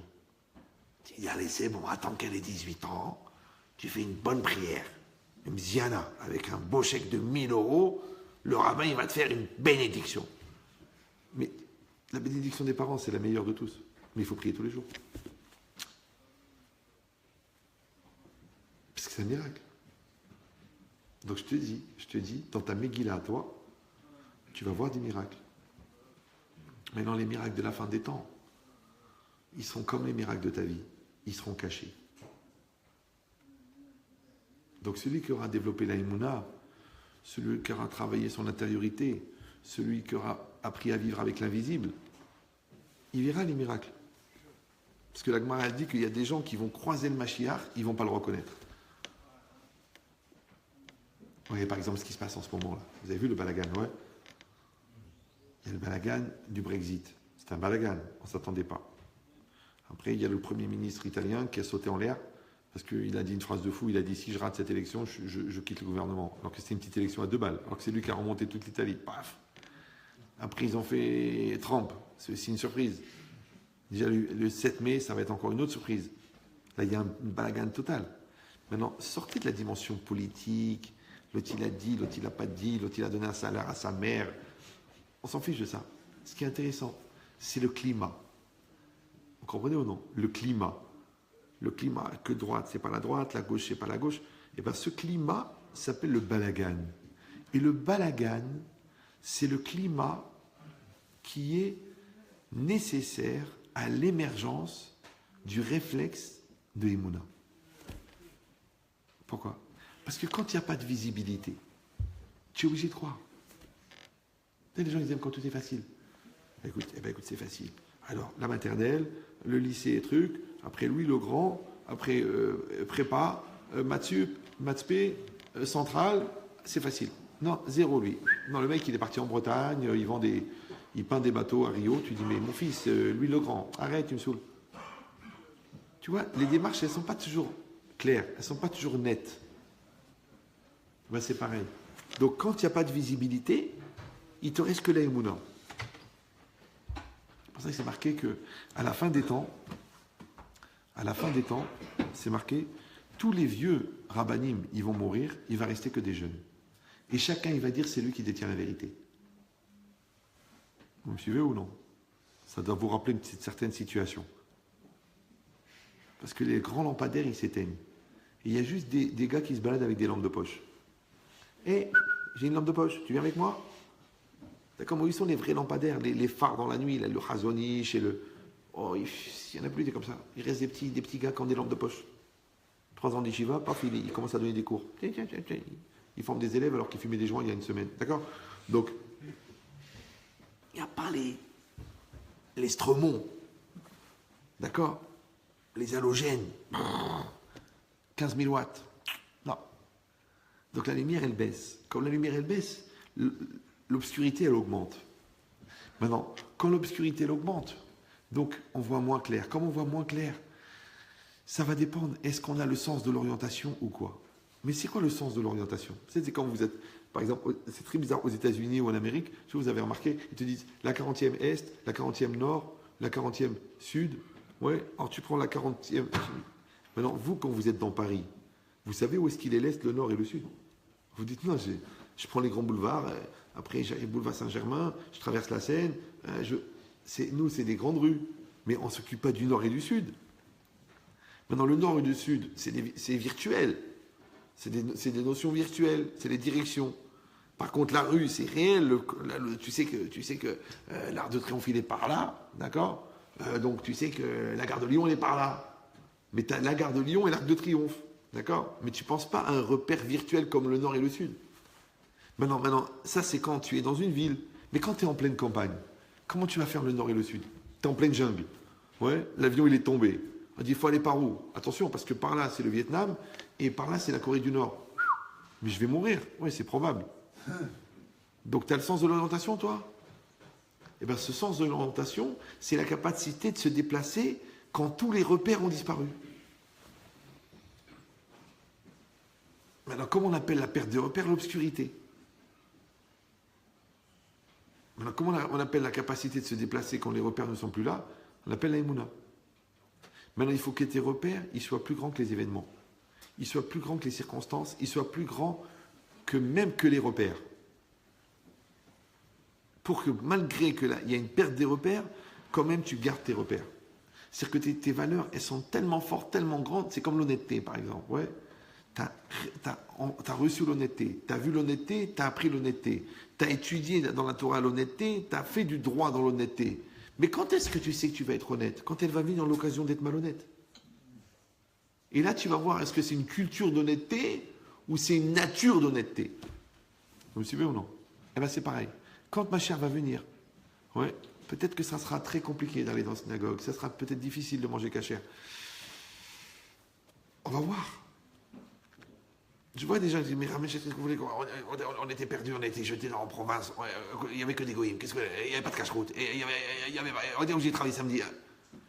Donc vous avez été déportés dans un camp de la mort du judaïsme qui s'appelle la province. Le gars a dit non. On a pris une synagogue, on a fait. Moi, mon père, dit Bracha, quand ils sont arrivés en Israël, d'Algérie là-bas, ils ont emmené là-bas, dans un bled perdu, et les gars de l'agence juive, spécialement anti-religieux, il leur a dit, il n'y a pas de prière.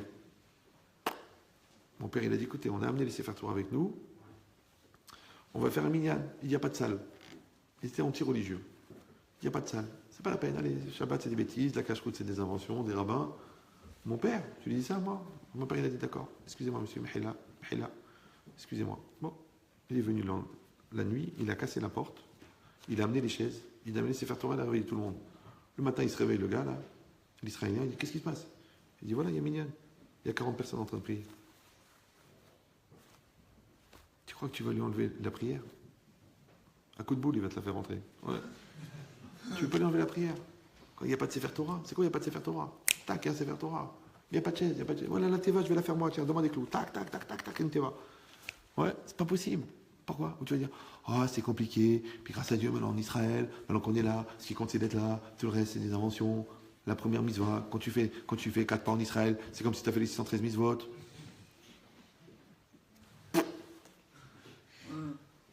Non, ça veut dire que la personne, elle n'a pas été prise par la réalité. Elle a créé la réalité. Ouais, et ben chaque chose c'est pareil. D'accord, tu dis, mais ma femme elle comprend rien. Et ben réexplique-lui. Mais mon mari il a la tête dure. Trouve les mots. Mais les enfants, il a un peu lent d'esprit. Fais-lui de l'orthophonie, du conditionnement, du sport, de la psychologie. Débrouille-toi. Et grâce à Dieu, maintenant que tu le vois, autonome, grand, fort, marié avec 4 enfants.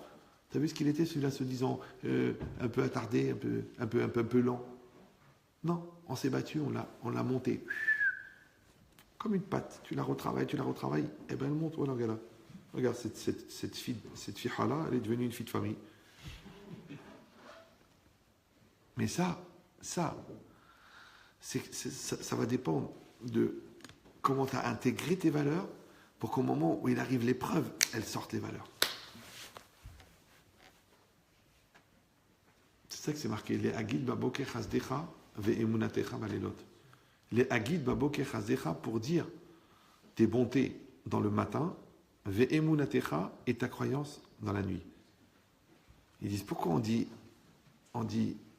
chasdecha baboker et emunatecha balelot. C'est quoi laïla et c'est quoi boker? Boker, c'est le matin. Boker, si. Ouais, c'est le soleil qui brille. C'est quand il fait clair. C'est pas parce que le matin il se lève. Non, c'est parce qu'il fait clair dans ta vie. Tu vois, des fois, il fait clair dans ta vie. Il fait clair. Ouais. Le magasin, il marche bien. Les enfants, ils sont bien. Ton couple, il est super. Tu as un bon rave. Tout va très... La parnassa, elle est facile. Ça s'appelle boker. La Torah, elle te dit, écoute-moi bien. Quand ça va bien dans ta vie, n'oublie pas. Les hagid chasdecha. N'oublie pas de dire merci. Ça va être quoi, Yetzerara? T'as vu comment je tiens la maison, moi? Les enfants, je les ai sculptés. Le magasin, les clients, c'est moi qui ai tout fait. L'idée, le concept, le design, le truc, les vendeuses, le marketing, le prévisionnel, la vente, le développement, j'ai tout fait. Mais mon Dieu, il dit, alors t'as vraiment pas besoin de moi, alors. Quand ça va bien, dis merci. Ah, Laïla, qu'est-ce que tu fais, Laïla, la nuit? Ouais, c'est quoi la nuit? C'est l'inconnu. C'est une situation qui est bouchée. Si tu ne sais pas pourquoi ce magasin ne tourne pas, tu mets de l'argent, il n'y a rien qui bouge. Le projet ne sort pas. La banque, ça fait le 7e refus de crédit. L'enfant, il ne veut rien savoir. Il est renvoyé de toutes les écoles.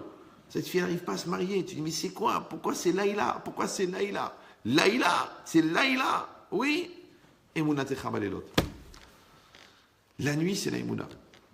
Le jour, c'est la reconnaissance. Quand il fait beau dans ta vie, tu dis merci. Quand il fait noir, tu crois en Dieu. Ça va? Ça va? Voilà. Maintenant, pourquoi on l'a mis dans cet ordre-là? Les hagid baboker chazecha ve'emunatecha balelot. Je vous dis pourquoi. Parce que celui qui sera capable d'avoir la emuna quand ça va pas, c'est celui qui a su dire merci quand ça allait bien. C'est-à-dire que le fait de dire merci quand ça va bien, ça t'éduque, ça te fait rentrer les valeurs que ça ne dépend pas de toi. Ça dépend de Dieu. Donc tout va très bien, tu dis Baruch Hashem. Mais vraiment, il faut le penser. Hein. Parce que tu as l'orgueil quand même de dire attends, c'est moi quand même, c'est un peu moi. Non, c'est peut-être surtout moi, c'est carrément moi. Alors le problème, c'est que quand tu penses que c'est moi, que c'est moi, que c'est moi, alors quand tu vois que le moi, il est plus capable, tu baisses tes bras, tu perds la croyance, tu crois plus en Dieu. Tu dis mais qu'est-ce qui t'arrive? Ouais, où il était Dieu? Et ça, de toute façon, ça sert à rien la religion. Et tout ce qu'elle a souffert avant de mourir. Attends, mais tu crois en Dieu, non? Tu crois en Dieu, je t'ai vu dire merci. Non, tu disais pas merci. Tu disais merci à toi. Alors comment tu vas faire quand il n'y a personne à dire merci? Tu deviens fou.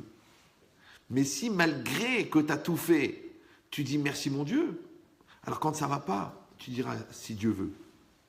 Et comme tu dis si Dieu veut, le bon Dieu dit je suis là, bien sûr que je suis là pour toi. Mais si quand ça allait bien, tu dis c'est grâce à moi, ben quand ça ne va pas, le bon Dieu dit ben, puisque c'est grâce à toi, débarrasse-toi, débrouille-toi. C'est ça le silence de Dieu. Le silence de Dieu, c'est l'outre-présence de l'homme. Quand tu es trop présent, comment tu veux que le bon Dieu fasse quelque chose? De toute façon, tu veux tout faire. Donc il faut savoir se retirer. Ouais, il faut savoir avoir raison et dire c'est pas grave pour le shalom. Ouais, il faut pas dire à ton père, papa, c'est comme ça. Fais-lui croire que c'est lui qui a décidé. C'est ton père. Non, tu dis non, moi je vais lui montrer, je vais l'éduquer. Ok, maintenant il a compris que tu es plus intelligent que lui. Tiens, d'ailleurs, la preuve, il prend de l'exomile maintenant, tellement il est content de voir que tu es plus intelligent que lui. Laisse-lui une fierté, laisse-lui.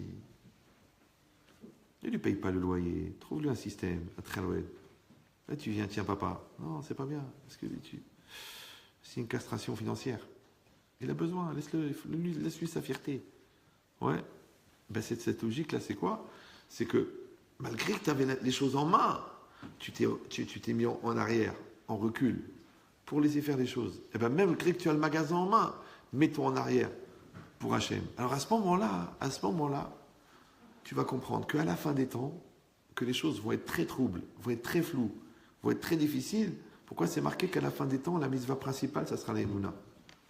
Parce que si vous regardez bien, dans les temps d'avant, ouais, les mitzvot étaient très très difficiles.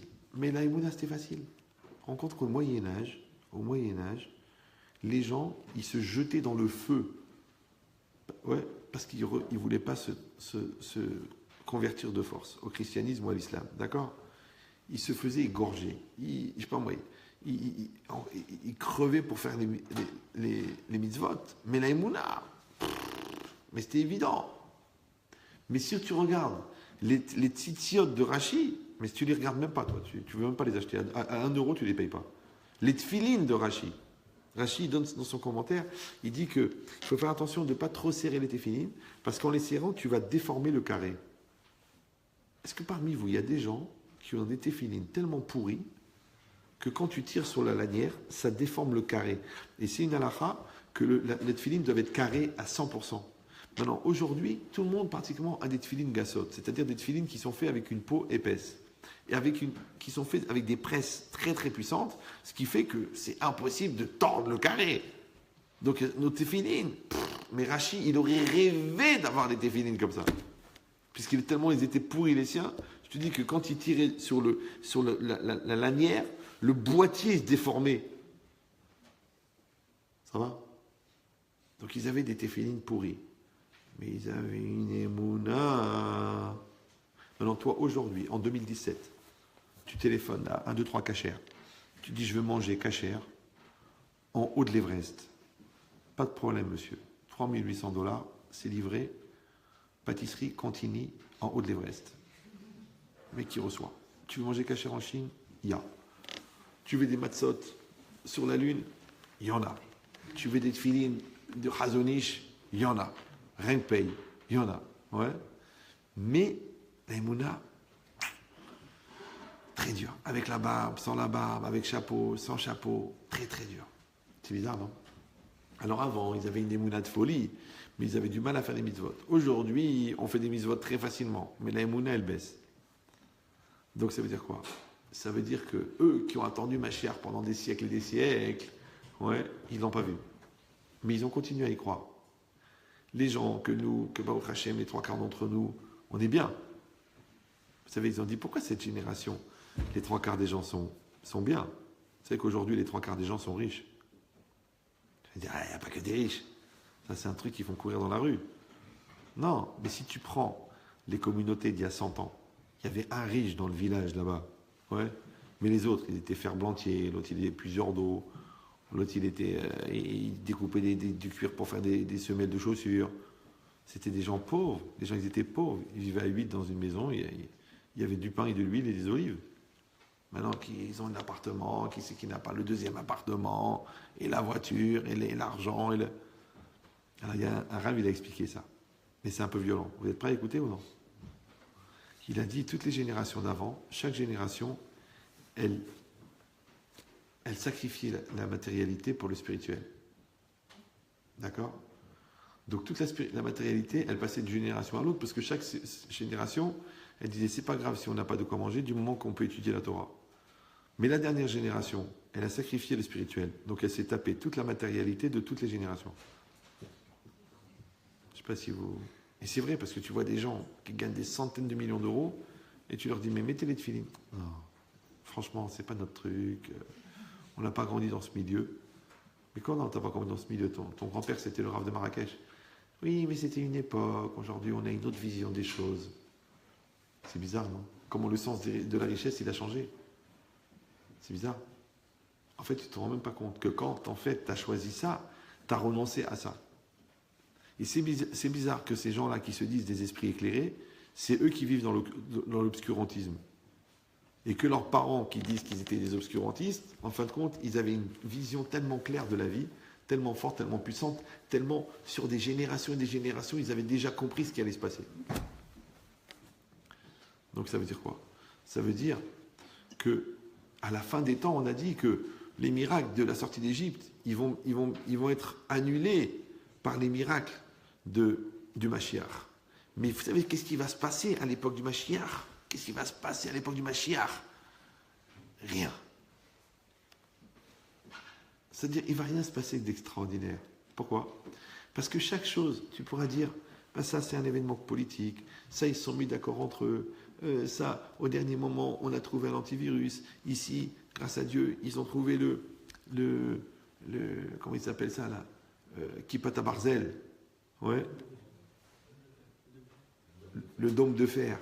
Mais moi j'ai dit c'est quand même incroyable que le dôme de fer, Ils ont trouvé, alors que ça faisait au moins 30 ans que l'armée américaine, elle essayait de développer ça. Ouais. Ils l'ont trouvé juste au moment où les Palestiniens, ils ont eu des trucs longue portée.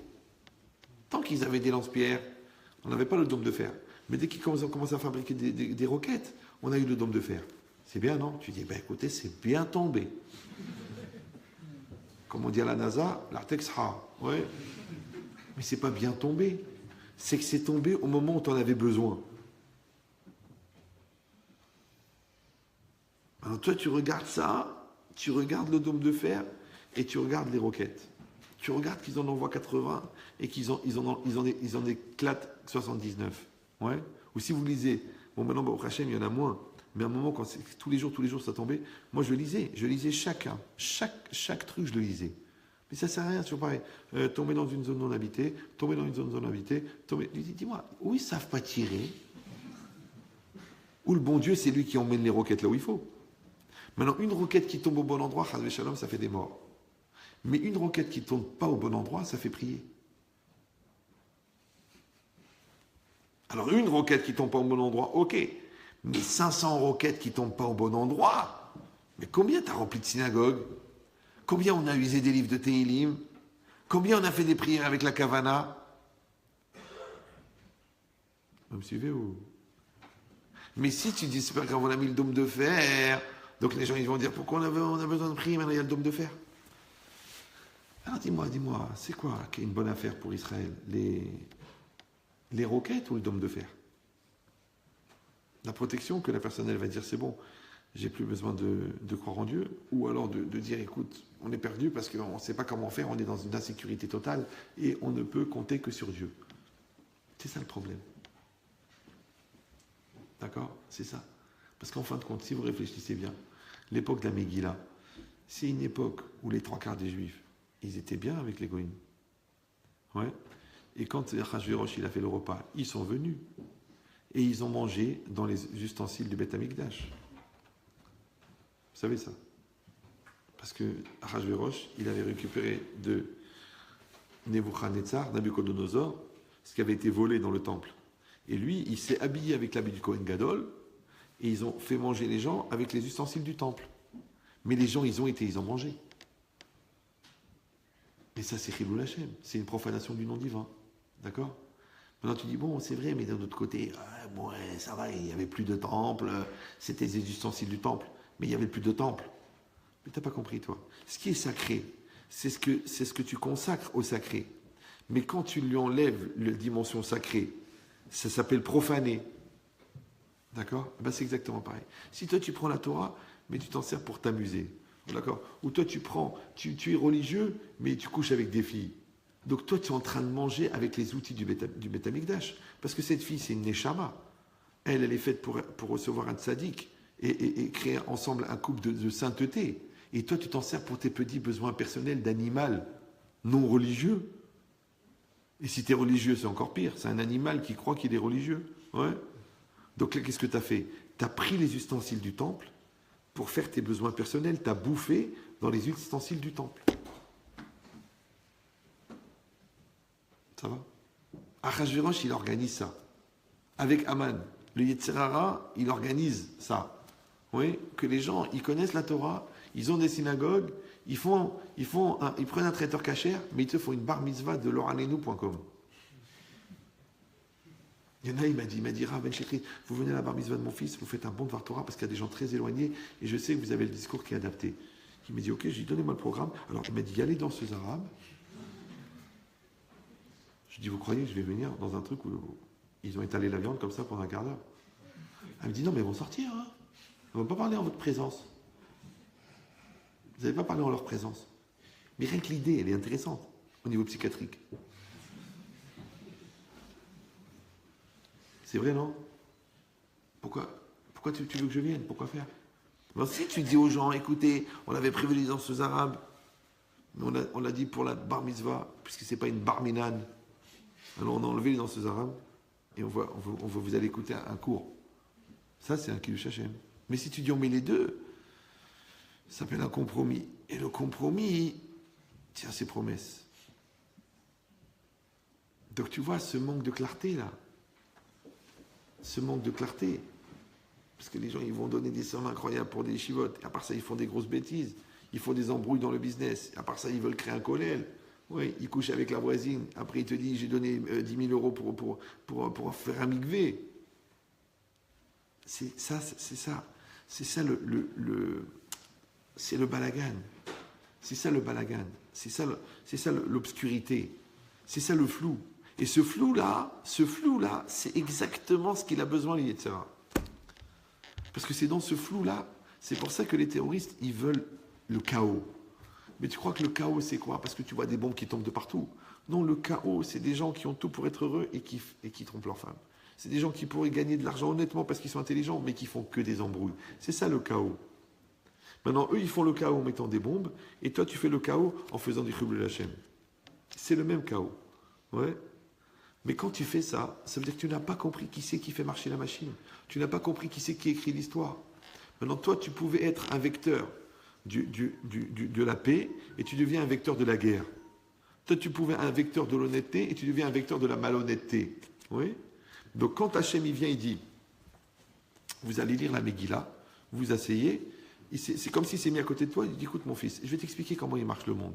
Tu vois, ça s'entraîne ça s'entraîne ça s'entraîne ça. Chacun est à sa place, chacun reçoit exactement ce qu'il a besoin. Mais normalement, ça ne peut arriver qu'à la fin des temps. Parce que c'est marqué, Ubayoma'u Hashem echad u'shmo echad. Et ce jour-là, Hachem sera un et son nom sera un. Alors c'est quoi le nom d'Hachem par rapport à Hachem? Le nom d'Hachem, c'est la perception qu'on a d'Hachem. Maintenant, quand on voit des choses qui nous dérangent, oui, parce qu'on voit des enfants qui souffrent et on voit des tordus qui ont une santé de fer, alors on n'arrive pas à voir Hachem Echad. Ben, pour ça que c'est marqué à la fin des temps, Hachem il va nous faire asseoir tous dans une grande salle de cinéma, il y aura un grand écran, il va tout nous expliquer. Il va dire voilà pourquoi celle-là elle était veuve, regarde qu'est-ce qu'elle a fait dans les vies antérieures, et pourquoi celui-là il est orphelin. Et pourquoi celui-là, il a tellement réussi? Et pourquoi tellement celui-là, c'était facile pour lui? Et pourquoi celui-là, en fin de compte, il croit qu'il a gagné de l'argent pour lui, mais en fin de compte, son fils a fait teshuva, et avec ces milliards-là, il a créé 33 yeshivot. Alors que lui, il était anti-religieux. C'est-à-dire qu'Hachem, c'est ça qui est beau, mais seulement tu peux le voir que quand tu vois l'entier. Chacun d'entre nous, il fait son fil. Vous savez comment on faisait avant les fils? Il prenait de la laine comme ça, il faisait tac-tac avec le rouleau, là, je ne sais pas comment ça s'appelle, ouais, la roue. Fabriquer le fil. Chacun fait son fil, mais Dieu il fait le tapis. D'accord? Toi tu veux faire un fil jaune, toi tu veux faire un fil rose, toi tu veux faire un fil bleu. Le bon Dieu il prend le fil jaune, le fil rose, le fil bleu, et avec le mélange des trois, il fait la couleur de l'œil de l'oiseau dans la tapisserie. D'accord? Il va te faire rencontrer telle personne, tu vas rencontrer telle personne, qui va te présenter telle personne, tu vas être marié avec telle personne, tu vas avoir tel enfant. Ouais. C'est toi tu fais ton fil. Mais les rencontres qui vont provoquer des choses, le bon Dieu, il les fait. Maintenant, toi, tu peux dire oui, tu peux dire non. C'est pas grave. Tu dis non, hop, il te met dans une autre situation. Et celle-là, tu dis oui. Mais celle-là, elle entraîne celle-là, qui entraîne celle-là, qui entraîne celle-là, qui entraîne celle-là. Et le bon Dieu, il fait le tapis. Maintenant, nous, à la fin des temps, on va nous mettre le tapis devant nous. On va dire, ah, mais c'est d'une harmonie extraordinaire. Alors pourquoi on a passé notre vie à faire la gueule? Et c'est trop tôt, et c'est pas assez, c'est pas ce que j'attendais, et pourquoi c'est comme ça, et il mérite pas, et l'autre elle mérite, et pourquoi lui il souffre, et pourquoi lui il kiffe. Et je te dis que le bon Dieu il fait les choses. Alors tu n'es pas obligé de croire, tu peux t'énerver, tu peux dire que tu es plus intelligent, mais tu connais même pas le nombre de nombres premiers qu'il y a dans le monde, et tu essaies de comprendre la destinée des gens. Tu n'es pas le premier qui a essayé. Il faut faire le contraire. Il faut avoir cette modestie intellectuelle de dire je vais essayer de faire un bon film. Je vais essayer d'être quelqu'un de bien. Je vais essayer d'être un tzaddik. D'accord?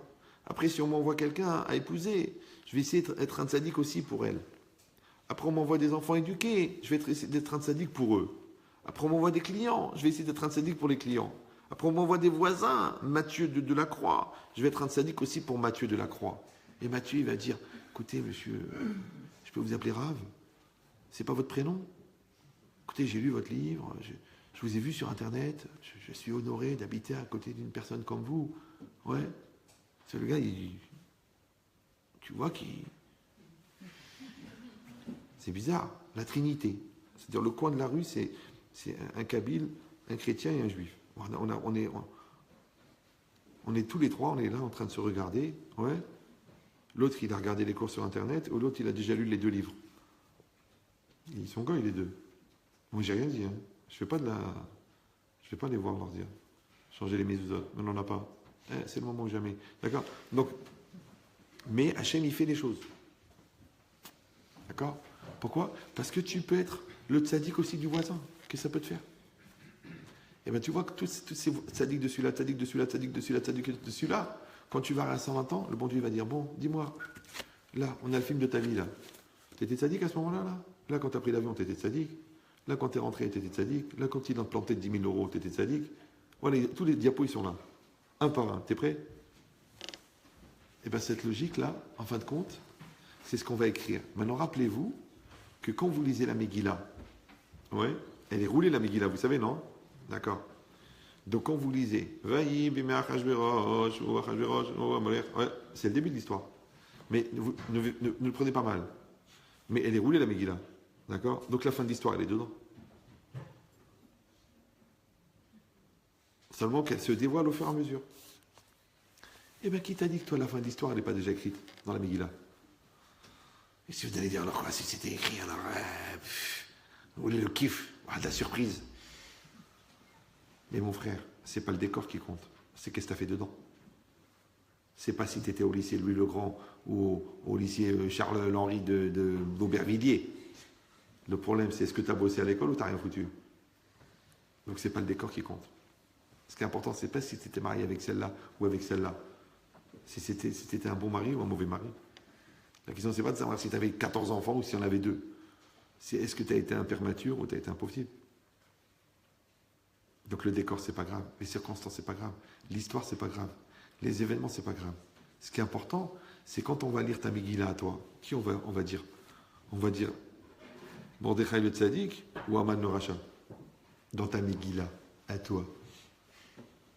Alors c'est bien de dire Arur Aman, Arur Aman, Arur Aman, ta ta ta ta ta, ta ta ta ta ta, ta ta ta ta ta. Mais t'as pas compris qu'il faut chercher le Aman qui est chez toi? Puisque le Aman qui est dehors, il est juste que le reflet. Donc si toi tu profites pas de la paracha de Amalek pour faire teshuva sur le Aman qui est chez toi, et tu profites pas du jour de Purim pour revenir à Hachem, parce que c'est un très très grand jour pour la teshuva Purim. Oui, mais vous savez, c'est la teshuva sur quoi? Sur la Torah. Parce qu'Aïta Ora Vesimcha, la Gemara elle dit Ora Zotora. Ça veut dire que ce jour-là, oui, Kimu Mashekiblu, c'est-à-dire que les Bnei Israël ont reçu à Purim la Torah, ils ont accompli à Purim la Torah qu'ils avaient reçue au Mont Sinaï. Je vous rappelle qu'il y a eu quelques centaines d'années entre les deux. Ouais. Pourquoi? Ben, c'est exactement pareil. Toi, tu as écouté des cours. Et tu as réfléchi à ce que tu es. Et tu as vu le miracle de ta vie, et tu as vu le Yetzer Hara, et après tu t'es levé, et tu as dit, maintenant je vais faire teshuva. C'est pour ça qu'on boit de l'alcool à Purim. Maintenant, il y en a qui vont se bourrer la gueule, qui vont vomir par terre, et il y en a qui vont faire teshuva grâce à l'alcool. Pourquoi? Parce que tu as dépassé tes limites, d'accord, pour être quelqu'un de grand. Ou non, tu as dépassé des limites, et on a vu le chien qui était en toi. Pourquoi? Parce que l'alcool, il va faire ressortir ta vraie nature. Est-ce que c'est un tzaddik qui va commencer à dire des divrei Torah ou c'est un gars qui va dire des gros mots à la fille d'à côté? Sous prétexte qu'il ne veut pas la toucher. Elle ne veut pas qu'elle le touche. Qu'il la touche. Ouais? Donc ta nature, elle va sortir. Ben, c'est exactement pareil. Que le jour de Purim, on est sous et c'est notre nature qui va sortir. Ouais? Et ben, quand Mashiach il va venir, on est sous et c'est notre émouna qui va sortir.